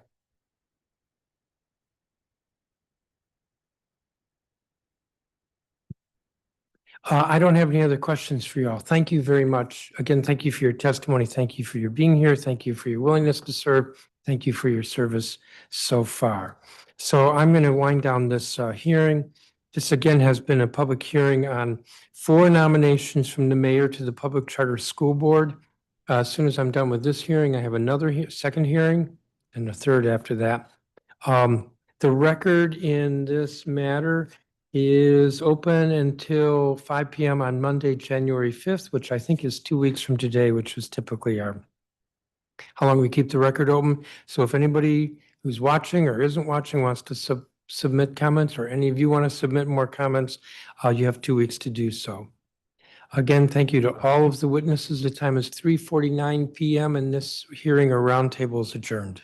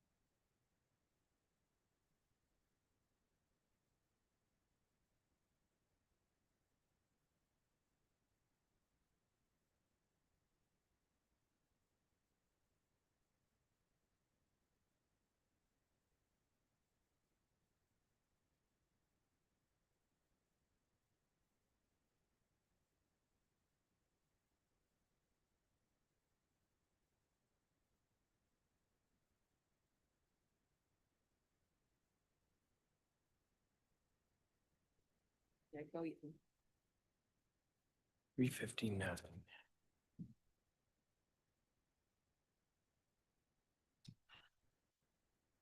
I'm calling to order this hearing. This is a public hearing, a public roundtable of the Committee of the Whole of the Council of the District of Columbia. I'm Phil Mendelson, Chair of the Council and Chair of the Committee of the Whole. Today is Monday, December 22nd, 2025. The time is 3:59 in the afternoon. We're having this hearing, a roundtable in room 412 of the John A. Wilson Building. This is the second of three hearings the Committee of the Whole is having this afternoon on nominations that were submitted by the mayor to the council for confirmation. This hearing concerns two nominations the mayor submitted for the Board of Trustees of the University of the District of Columbia. These nominations were introduced by the mayor, or introduced by me on behalf of the mayor, on November 26th of this year. The purpose of today's hearing is to provide an opportunity for the committee to hear from constituents, students, faculty, and others with regard to the fitness of the nominees to serve on the board. UDC's board. The two resolutions or nominations are PR 26-432, Board of Trustees of the University of the District of Columbia, Amy Latinen, Confirmation Resolution of 2025, sorry if I mispronounced the name, and PR 26-433, Board of Trustees of the University of the District of Columbia, Albert Kokoza, Confirmation Resolution of 2025. The purpose of these resolutions is to confirm the mayor's nominations for terms to expire May 15th, 2030 for, I believe, Ms. Latinen, and May 15th, 2029 for Mr. Kokoza. According to the code, UDC is governed by a board of trustees comprised of 15 members. Of the 15, 11 are appointed by the mayor. With the advice and consent of the council, 3 are alumni from either the university or one of its predecessor institutions, and 1 is a full-time student elected by the UDC student body. The record in this matter will be open for 2 weeks. That is, it will close at 5 p.m. on Monday, January 5th, 2026. So we've provided the opportunity for lots of people to sign up. At the last hearing, we had lots of people sign up. Here we have the 2 nominees. So I think I have statements from each of you. Ms. Is it Latinen? Latinen, whatever. Well, I think you probably do care whether it's pronounced correctly. Lightnin? Lightnin. I actually do pronounce it several different ways for reasons, but Lightnin is great. Okay, so why don't you start and then Mr. Kokoza, you will go next. Great. Well, thank you. Good afternoon, Chair Mendelson. My name is Amy Lightnin, and it's my pleasure to receive your consideration for my nomination to serve on the Board of Trustees for the University of the District of Columbia. I'm grateful to the mayor, to Mayor Bowser for nominating me, and honored to have this opportunity to serve the residents of our district. I currently serve as the Senior Director for Higher Education at New America, where I lead a nationally recognized team that are laser focused on student success, accountability, and equity. For more than 2 decades, I've worked to strengthen higher education at the federal, state, and institutional levels through my work at the White House, the U.S. Department of Education, the Gates Foundation, and New America. I've lived in the district since since 2009, both in Wards 1 and now in Ward 4. I care deeply about my community, and UDC is obviously an integral part of that community. I'm a proud product of public higher education and a deep believer in it. I started my college experience as a community college student, and then I went to both a 4-year institution and my master's degree at public institutions. I saw my brother's life transformed when he went to school for the first time later in life for a welding program that was enabled by a Pell Grant. UDC has played an essential role in expanding opportunities for district residents. It's an anchor institution and a vital engine of economic mobility. When I spoke with President Eddington, I was really inspired by his clarity, his ambition, and his insistence that incremental change is not enough. We need to be bold. And his strategic plan, a copy of it here, is evidence-driven and really centers the idea that, quote, there is really only one priority, which is student success. And that clarity of purpose really resonates with me because throughout my career, I've really focused on the fact that access alone is not enough. Students must not only get into college, they must stay in college, complete college, and graduate into good jobs that give them economic freedom. If I'm confirmed, I hope to contribute to the board in ways that reflect both my professional experience and meet the ambition of UDC's strategic plan, anchored around the three goals of identity, experience, and partnerships. UDC's identity as an HBCU, as the district's public flagship, and as the home of our community college is really a tremendous asset. It's a source of pride and a foundation for even greater impact in the future. In my work, I have focused on elevating institutions that expand opportunity and mobility for students and their families. As a trustee, I hope to strengthen UDC's identity and reputation so that students, families, employers, and policymakers see it even more as a place of excellence. As I said before, students need more than access. They need supports that help them persist and succeed. Throughout my work, I've seen how colleges improve retention and completion by focusing on evidence-based strategies such as proactive advising, early warning system, integrated student supports. My team has studied how basic needs like housing, food security, childcare, and transportation affect whether or not students stay enrolled. As a trustee, I would bring a consistent focus on whether UDC systems are actually working for students and helping them move through their programs and into opportunity. UDC obviously cannot deliver on its mission alone. Its success depends on strong relationships with employers, government agencies, philanthropy, community organizations, and K-12 schools. Building and sustaining relationships have been a real through line in my work, where I often serve as a bridge between partners who have different views and perspectives. As a trustee, I would bring that collaborative orientation and mindset to our work, supporting the university as it strengthens the partnerships essential to student success. One area I'm particularly eager to explore is helping UDC better track and share data on student outcomes. Prospective students and their families need to see concrete evidence that UDC is a proven pathway to good jobs and economic mobility.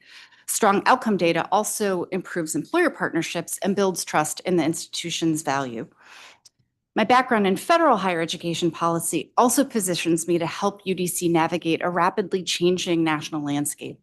Recent federal actions are reshaping financial aid, accountability, and workforce alignment. These shifts will have real implications for UDC students, and I'm committed to helping the board understand and prepare for them so the university can adapt quickly and seize new opportunities.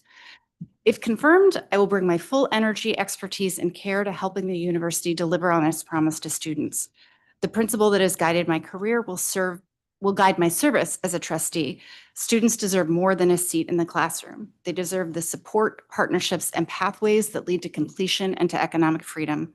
I'd be honored to help UDC become a nationally recognized model for achieving that vision. So thank you, Chair Mendelson, for the opportunity to testify, and I would be happy to respond to your questions. Thank you. And I will have a couple of questions, but let's turn to is it Kokoza? Yes, it is. Please proceed. Good afternoon, Chairman Mendelson, and I'm Albert Kokoza. It's my pleasure to receive your consideration to serve as a member of the University of the District of Columbia Board of Trustees. I'm grateful to Mayor Bowser for nominating me and honored to have this opportunity to serve the residents of our district. It's a critical time for the district, and I believe UDC can play a major role in helping to prepare our residents to navigate the challenges ahead. It would be a privilege to serve in this position to help UDC implement its ambitious 5-year strategic plan. By way of background, I have lived in the district since 1982, first in Ward 6 for 12 years, and then in 1994, I moved to Ward 3, where I still live today. I received a Bachelor of Arts degree in Political Science and Economics from Brown University in 1978, and a law degree from the University of Chicago Law School in 1982. Upon graduation from law school, I moved to the district to serve as a law clerk to then Judge Ruth Bader Ginsburg of the United States Court of Appeals for the District of Columbia. In addition to my clerkship, I had significant government service as committee counsel to the Labor Subcommittee of the Senate Labor and Human Resources Committee. Senator Howard Metzenbaum from Ohio chaired the subcommittee. Senator Edward Kennedy from Massachusetts chaired the full committee. During my over 30-year private law practice, all in the district, my clients ranged from Fortune 50 global companies to entrepreneurial startups. I have worked with national not-for-profit organizations, research institutions, and academic medical centers. I recognize that you have demanding expectations for the appointment of a trustee. The board is responsible for oversight and management of UDC and should be able to work collaboratively with a wide range of stakeholders, including President Eddington and his executive cabinet, Mayor Bowser and her staff, the city council, as well as the faculty, students, and community at large. I believe I have the academic credentials, experience, and seasoned judgment to be a conscientious and effective member of the board. In my years working for the federal government and in the private sector, I was required to create and implement strategies to build coalitions across diverse and sometimes contentious groups of interests, including outside advocacy organizations, as well as with members from both parties in Congress and representatives of the executive branch. In addition, I have counseled both C-suite officers and corporate boards of directors on complex legal issues, so I have seen firsthand the proper role of a trustee acting as a fiduciary for an institution. Though my legal practice focused on federal regulatory issues, I had an abiding personal interest and extensive experience with regard to District of Columbia issues. A number of years ago, Mayor Sharon Pratt Kelly appointed me to serve on a government-run at-risk youth foundation. I've also served as pro bono counsel to the DC Open Government Coalition, a group of lawyers, journalists, and community activists interested in fostering transparency in DC government operations. The coalition commissioned research on local government issues, testified before the DC Council, and interacted with executive branch officials focusing on the benefits of and the need for open government. As a member of the UDC Board of Trustees, I would bring this belief in open government in service to the residents of the District of Columbia in my work. I'm very proud of the fact that I've passed on my interest in the district to my children, who are native Washingtonians.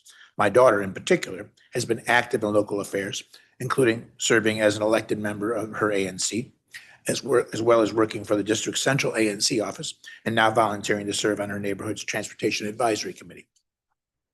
With particular relevance to education issues, I was a very active parent when my children attended DC public schools. For example, I served as an elected parent representative on the local school restructuring team for Murch Elementary School, and I worked with parents and coaches to reorganize the girls' varsity soccer program at then Wilson High School. As for higher education, I believe I have an understanding of some of the issues facing UDC stakeholders. I have been a faculty member. I developed and taught several courses over the course of a decade, the equivalent of 50% of the schedule of a full-time law professor at George Washington University School of Law. I also have seen firsthand the role of a university trustee. At the invitation of the dean, I served as one of the outside members of the visiting committee for the Case Western University School of Law in Cleveland, Ohio. Additionally, my wife, Ann Bushmiller, has been a trustee of Bates College in Lewiston, Maine, for over 30 years, during which time we have discussed the full scope of issues and challenges facing higher education. I have reviewed the strategic 5-year plan, which sets forth goals to make UDC a leading national urban university. I believe there's tremendous opportunity to improve utilization of UDC to benefit the citizens of the district. For example, I think UDC can build stronger ties to the public and charter school systems to increase its visibility to high school students. As parents increasingly weigh the value of a college education, I think UDC can become a much more attractive option for students. Another population that could be targeted are thousands of federal workers who have been upended in the last year. UDC can help those workers pivot to potential new careers through various certificate programs. Likewise, UDC can build stronger ties to the community by offering arts and community organizations, which have been challenged by federal government cutbacks, venues to put on performances and to hold meetings. I hope my testimony conveys my enthusiasm for this position. I ask that you give my nomination your full consideration, as it would be an honor to serve as a member of the UDC board. Thank you, Chairman Mendelson, for the opportunity to testify. I'd be happy to respond to questions from you. So if you were here for part of the last hearing, I have the Cleveland question. Mr. Kokoza, so why Case Western University School of Law? It happened that the dean at that time was a law school classmate and close friend, and he wanted somebody on the board of trustees outside of Case Western's university that he could trust. And so he asked me to serve. So there was no Cleveland connection? I mean, I did work for Howard Metzenbaum, so I went to Ohio many times on behalf of the senator. Okay, from Cleveland, if I remember correctly. Yes. I've been in Washington for a long time. So, but I did grow up in Cleveland, which is why that always catches me. And my college roommate was a Cleveland native. Oh, you're improving your status here. And still lives in Cleveland to this day. And you visit him every day? Hourly. How did each of you come to this appointment? Ms. Leitman? Yeah, thank you. And I just want to say for the record, I do not have a Cleveland connection, so. Okay. So I see my prospects dropping moment by moment, but I can make some. So I worked with Clara Botstein, who works in the mayor's office. We have worked together on higher education issues for over a decade, and I think, and I hope that my experience in higher education policy is the reason that I was nominated for this position. So as I mentioned in my testimony, I have dug deeply both into institutional practices. I have served as a reviewer for the Aspen Prize of Community College Excellence since its inception for over a decade. And I have worked on both state policy and federal policy to try to help institutions improve, particularly for the students who need it the most. And I think that, a lot of times, and this may not be in your world, but in the higher education world, and certainly in the mainstream press, there's a lot of conversation about the Harvards and the Yales and the this and the that.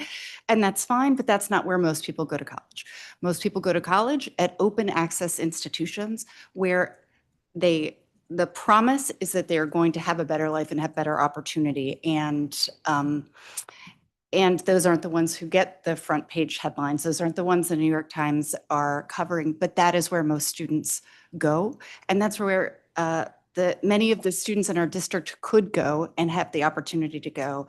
And the promise, and I think the strategic plan delivering on the promise, really is not just about potential, but fulfilling a promise. And that is that UDC, if you go to UDC, you will have great opportunity. You'll get in, but you will stay in, you will complete, and you will have choices, really good choices in your life. And I think that's the perspective that I bring, and that's the expertise that I bring. And I'm really excited about the opportunity to turning a lot of that policy into very direct institutional support at UDC, despite not having a Cleveland connection.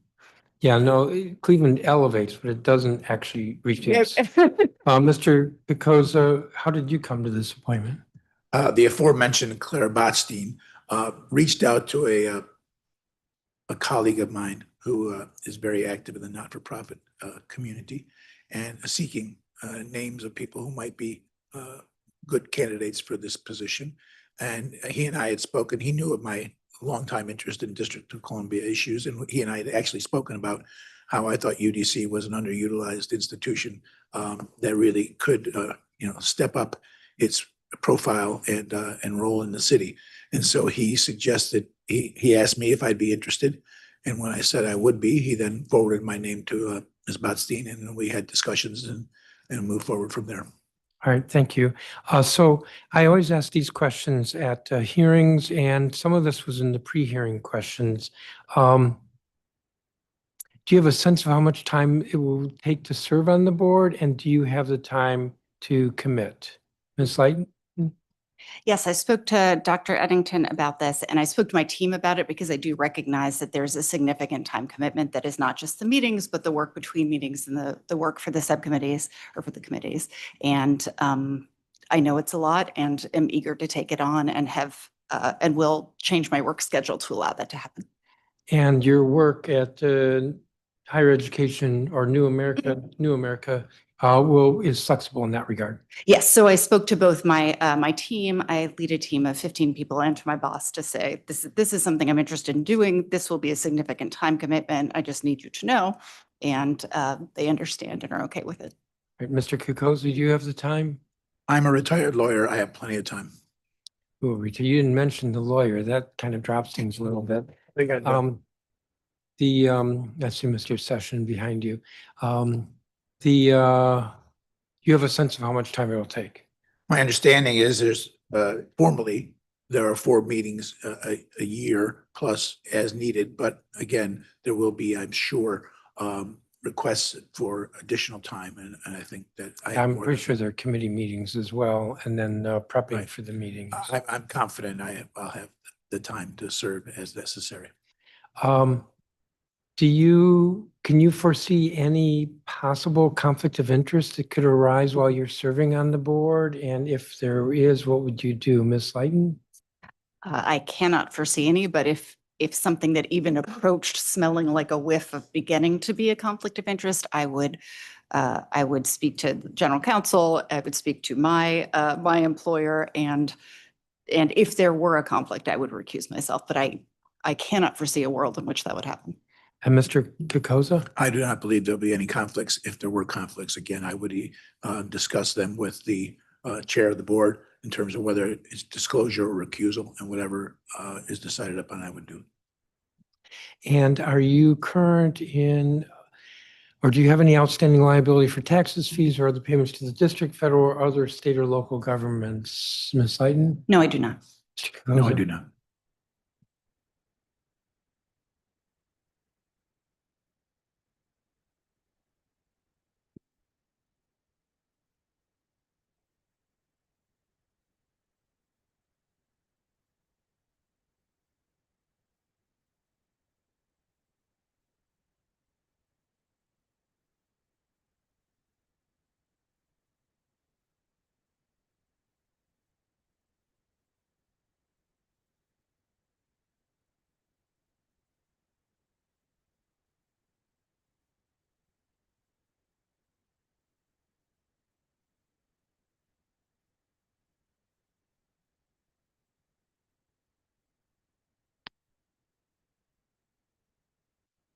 One last question, Ms. Leighton.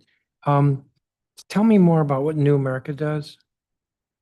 So New America is a DC-based think tank covering a wide variety of issues. And one of the biggest programs within New America is the education policy team. There's about 50 of us who work on areas ranging from early education all the way through the workforce. And I direct a sub-team of about 15 people who focus exclusively on higher education. And so we are a group of policy wonks, of journalists, of investigative reporters, of those who have taught, of those who have worked directly with students. So practitioners, thinkers, doers, journalists who are all trying to think about knotty, complex problems in ways that are both innovative, but also help move the ball forward and are very tangible to get things done. Okay. I don't think I have any other questions for you all.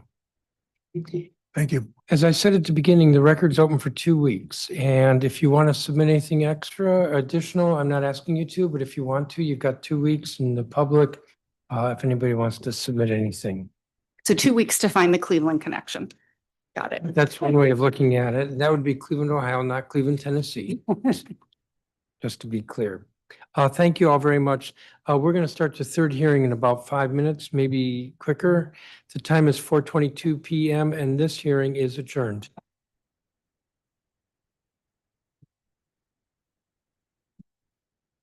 Thank you.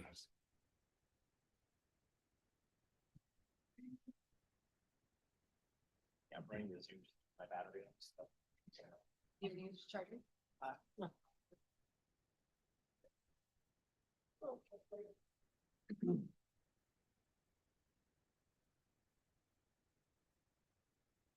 See how the Ed's did.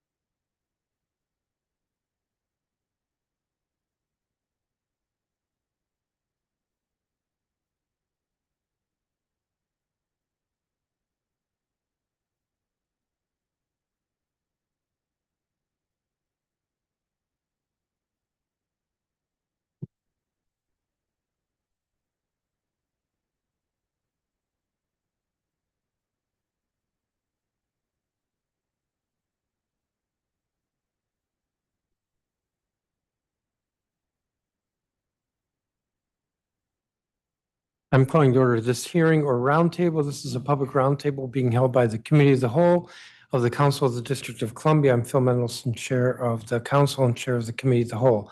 Today is Monday, December 22nd, 2025. The time is 4:27 in the afternoon, and we are in room 412 of the John A. Wilson Building. This is the third of three hearings or roundtables that the Committee of the Whole is having this afternoon on the mayor's nominations to various boards and commissions under the purview of the Committee of the Whole.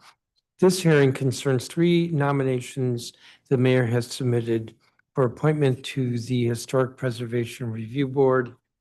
These nominations were introduced on November 14th of 2025. They are PR 26-405, Historic Preservation Review Board, Timothy Thomas, Confirmation Resolution of 2025. PR 26-406, Historic Preservation Review Board, Lauren McHale, Confirmation Resolution of 2025. And PR 26-407, Historic Preservation Review Board, Chris Morrison, Confirmation Resolution of 2025.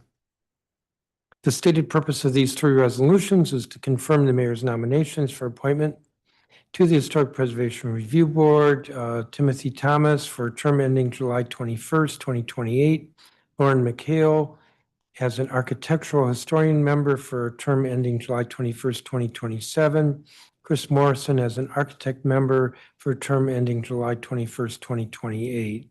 The Historic Preservation Review Board is the official body of advisors appointed by the mayor to guide the government and public on the preservation of historic buildings and property in the District of Columbia.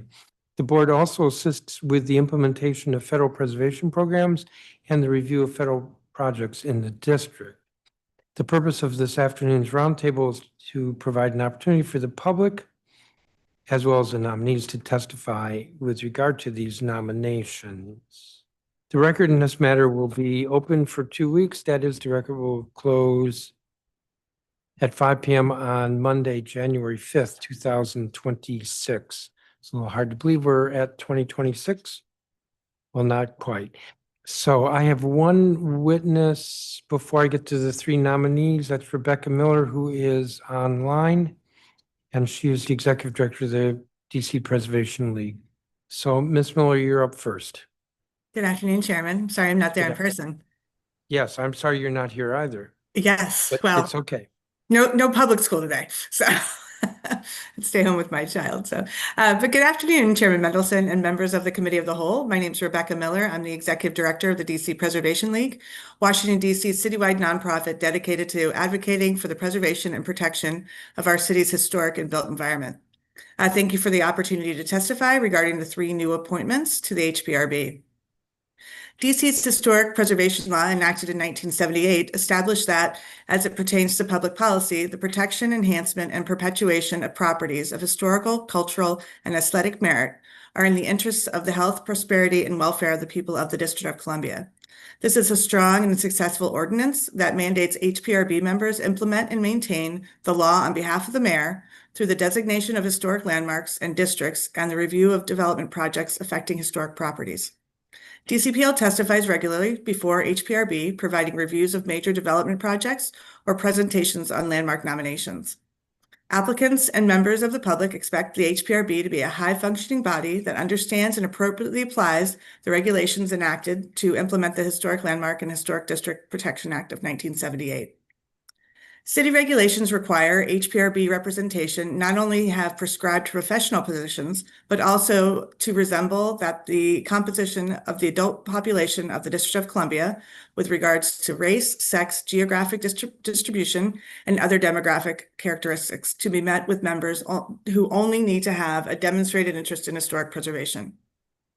Once approved by the council, there will be no board members from wards 1, 4, 7, or 8. There are, however, 3 board members from Ward 3, which would exacerbate concerns that historic preservation is exclusionary and exclusive to high-income areas of the city. Geographic diversity is vital for communities to feel that their views are considered in decisions about their neighborhoods. DCPL would encourage the mayor to nominate a candidate from one of the remaining vacancy for one of the four wards to ensure that the broadest representation across the city is represented on HPRB. DCPL has had a long-standing relationship with Ms. McHale's organization, the L'Enfant Trust, and with her individually. She has shown strong support for historic preservation programs in the District of Columbia and has experience as both an architectural historian and a developer of affordable housing. Like Ms. McHale, Mr. Morrison has been well known to DCPL for nearly 2 decades. He has participated in concept reviews with DCPL's Project Review Committee and presented numerous projects before HPRB.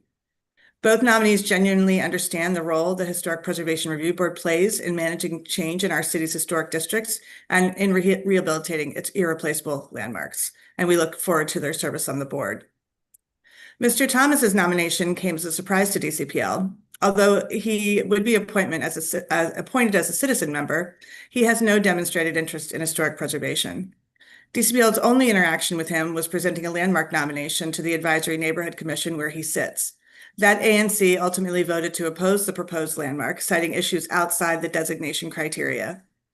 The HPRB unanimously voted to designate that particular building. Mr. Thomas has an exceptional record of public service to the district, and I had the opportunity to speak with him regarding his nomination. And he presented a willingness to learn more about the role of HPRB and its regulations. While DCPL is unable to support his nomination at this time, we hope that his experience on HPRB will lead him to become an enthusiastic champion of the positive economic and social impacts of the Historic Preservation Program in the District of Columbia to its residents. Thanks very much for the opportunity to testify. I'm happy to answer any questions you may have. Thank you, Ms. Miller. I'm not sure how much I want to get into anything here with you, but I appreciate your testimony and I appreciate the league's work on these issues for decades. So you are not opposing Mr. Thomas's nomination. It's just that you've had that one experience and he's new enough to this issue that you are taking no position. That's correct. We'll give him an opportunity to be on the board and see how it goes. I mean, you've known us long enough that if we have issues with a board member and how they're conducting themselves, that we'll be back before you to testify about it. Yes, and we do have performance oversight coming up in a couple months. It is interesting, though, you note that there's no representation from 4 wards. Mr. Thomas, I believe, lives in Ward 5, so there is some representation from there, but still it's not Ward 3, which was a criticism that you raised. So I think there's some value there. Has the league been able to talk to the mayor about trying to create more geographic diversity? We haven't been able to speak with the mayor. We haven't received much response from MODA either. We put a call out in our newsletter back in the late summer, early fall. And I know of a number of individuals who are highly qualified from wards such as Ward 1 and wards 7 and 8 that did submit their information for review, but did not receive any response from the mayor's office. All right, give me just a I don't think I have any other questions for you. Thank you. I do appreciate your testimony, Ms. Miller. Thank you very much. So let's hear from the 3 nominees. We'll start with Mr. Thomas, then Ms. McHale, and then Mr. Morrison, if that works. Mr. Thomas, you're up. Microphone. Good day, Chairman Phil Millicent and members of the council. I am Timothy Thomas. It is a pleasure to be considered the nomination for the DC Historical Preservation Board. I am grateful to Mayor Miriam Bowser for nominating me and are honored to have the opportunity to serve on the board. I am a native Washingtonian, a Diamond Jewel, a Ward 5 resident, a dedicated member of the district who has served in various capacities.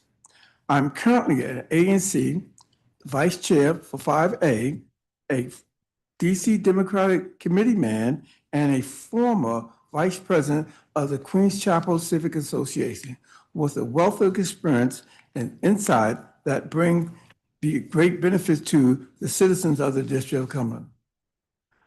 I have witnessed the changing of Washington, D.C. from the early memory of sitting in Logan Circle with other family members on a sunny evening to the transfer from streetcars to metro system.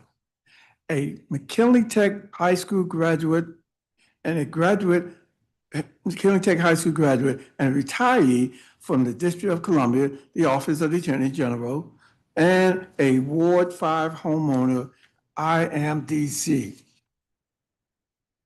I want to bring my passion to history, participation, experience, board achievement, increasing engagement, and better resource allotment. I believe I represent as local advisory to local government and will be an asset.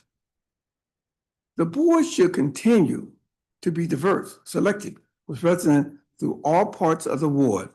Being a member of the board is an opportunity to collaborate with fresh ideas with DC residents, and visitors alike should have the opportunity of the awareness that to learn about this great city called Washington, D.C. I am a consumer, a community activist, and I have the appreciation for engagement.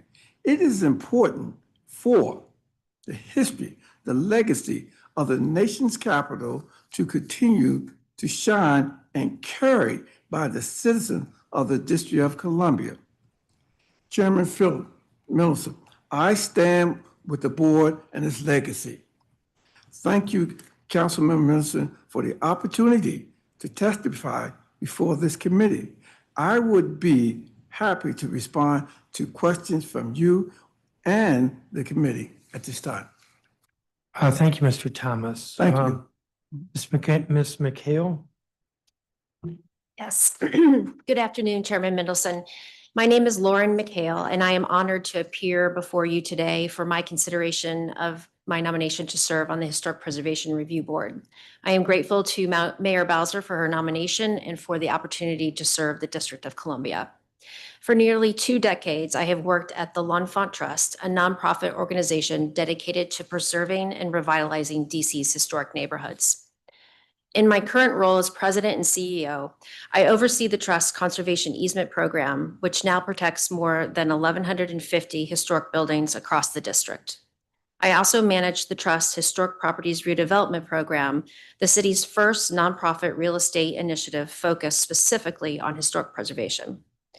This program, which received the 2015 State Historic Preservation Officers Award for creating housing through preservation, rehabilitates vacant historic buildings and returns them to productive use by offering affordable homeownership opportunities to the families of moderate income families, including teachers, healthcare workers, and public servants who are often priced out of DC's housing market. I hold a Bachelor of Arts in Art History and Historic Preservation and Community Planning from the College of Charleston, as well as a Master of Science in Historic Preservation from the School of the Art Institute of Chicago. In addition to my professional work, I remain actively engaged in civic and professional service as president of the local chapter of the Society of Architectural Historians, a board member of the ACE-DC Mentor Program, and a citizen member of ANC 6C's Planning, Zoning, and Economic Development Committee. I have worked in all 8 wards of the district and proudly reside in Ward 6. My professional experience sits at the intersection of historic preservation, affordable housing, and equity. I work closely with architects, contractors, developers, city agencies, and neighborhood stakeholders, giving me a practical understanding of the regulatory, design, and financial challenges involved in preserving historic buildings in DC.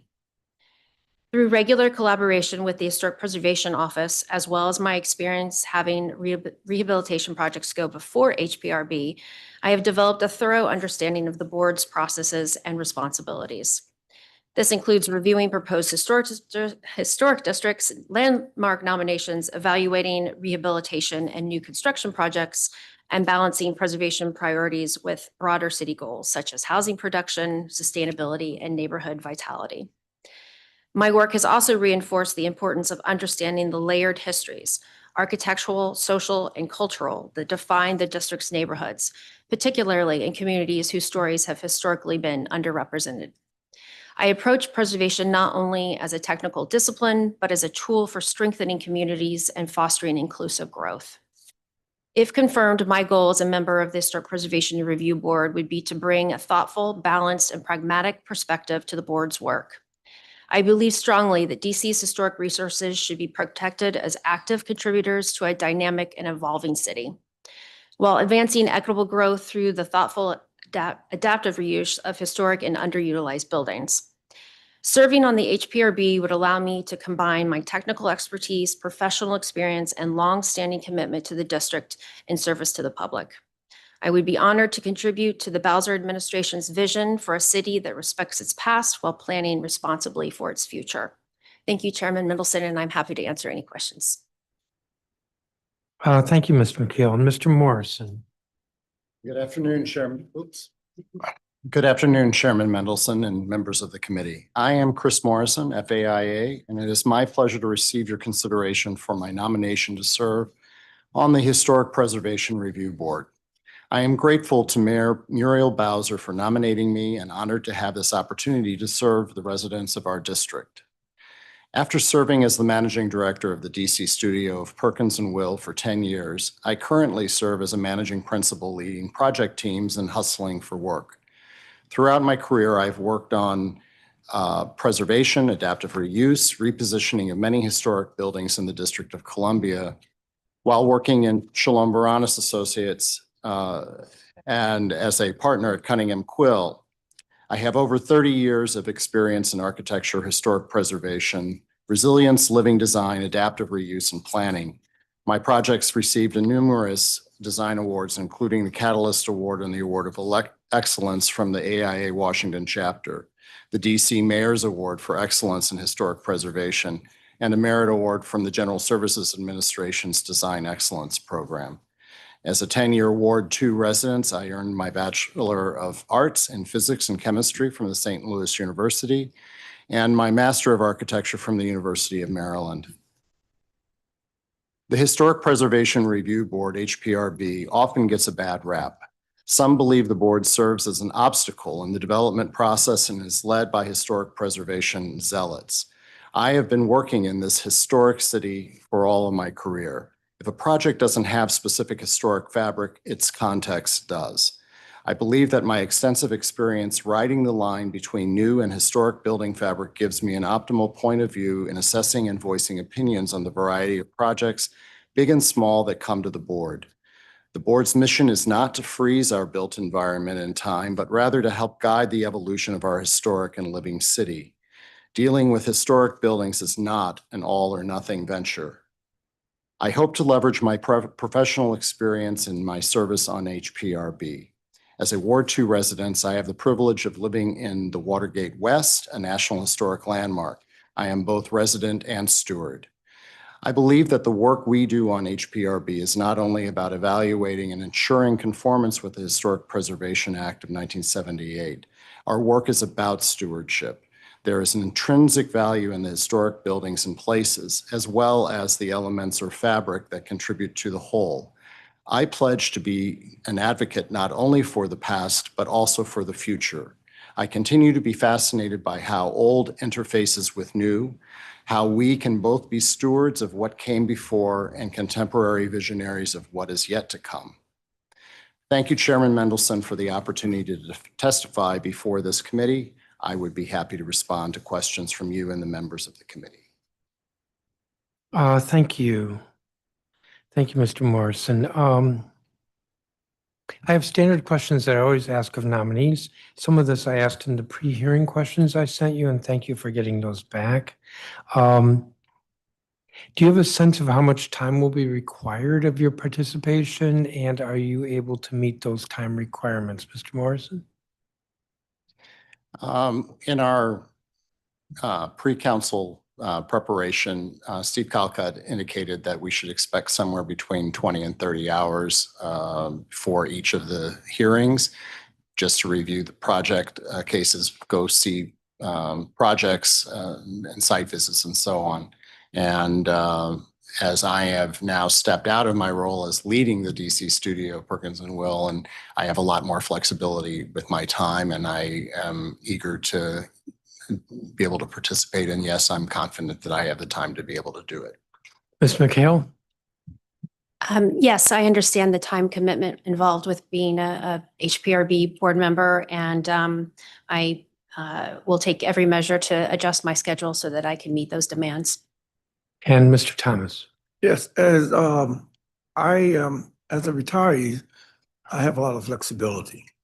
And I will definitely be able to make the meetings, understand the length of the time, and I do not foresee any problem with that at this time, sir. I asked this question in the questions. Are you current? I could ask it differently. Do you have any outstanding liability for taxes, fees, or other payments to the district, federal, or other state or local governments? Mr. Morris? No, I do not. And Ms. McHale? No, I do not. And Mr. Thomas? I'm caught up. Thank you. Okay. No, I do not. Well, maybe I should say thank you, since it's taxes you pay to us. And potential conflicts of interest. So, Mr. Thomas, you're retired, so you probably don't, but I'll ask, can you foresee any conflicts of interest? I said it again, I hear that, but Can you foresee any conflicts of interest? no, I'm retired. Okay. Ms. McHale? There may be opportunities where I will have to recuse myself from certain discussions, but I think they'll be far and few between. And Mr. Morrison?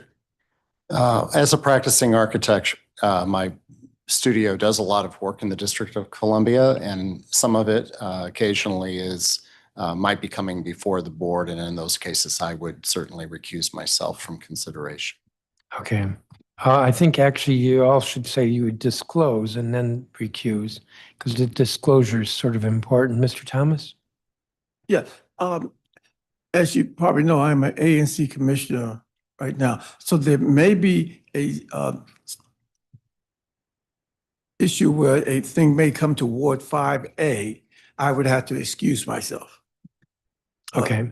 That's want to break that on the record, if you don't mind. I did want to ask you about that. When you read your statement, you said you were vice chair of the ANC, but your statement says you're chair. Yeah, it's the vice chair. Sorry, You're the 5A02.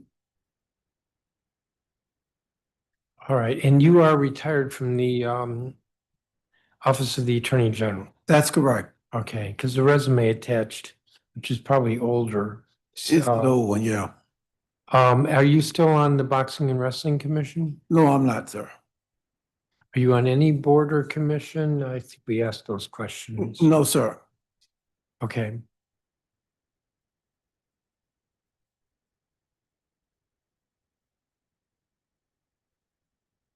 Ms. McHale.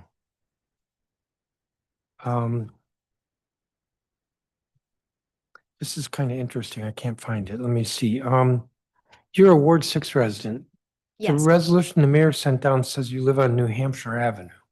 That's my office address. And I think there was some confusion there. But my home address is in Ward 6 and my office address is on New Hampshire Avenue and Okay. 2. You do have it? Okay. So we do have that. All right. Thank you for that clarification. Ms. McHale, how are we doing with Big Green?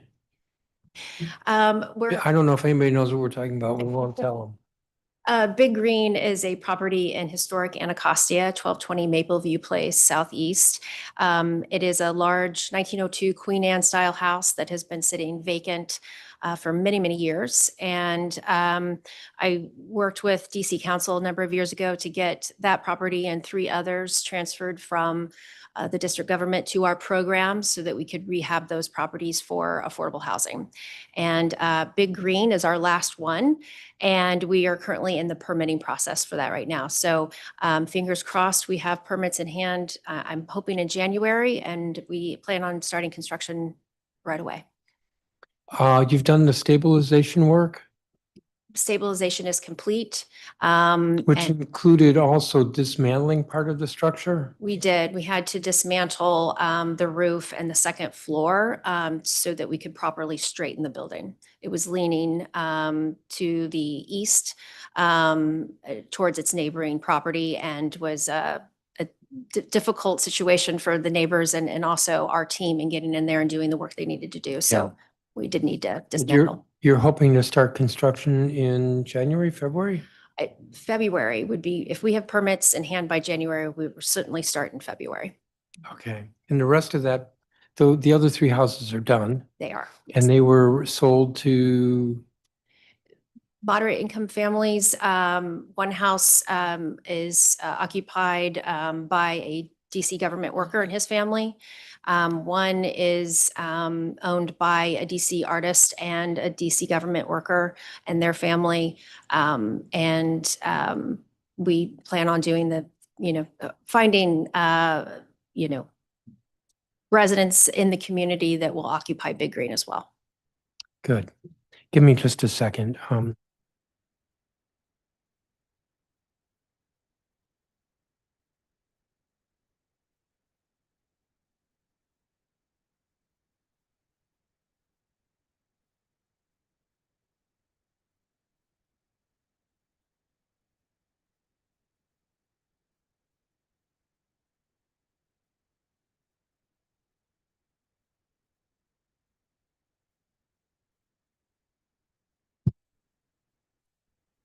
I have some other questions here, but you all touched on them in your remarks.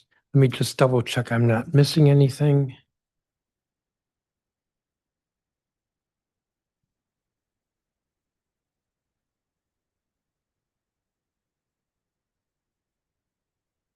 I think I'm good. So thank you, each of you, for your willingness to serve. As I said at the beginning of the hearing, the record will be open for 2 weeks. That is, it will close at 5 p.m. on January 5th. I'm not asking you to submit anything else. You're welcome to if you think it would help. But if any member of the public wants to comment, they have 2 weeks till 5 p.m. January 5th to submit comments. Again, thank you. The time is 4:50.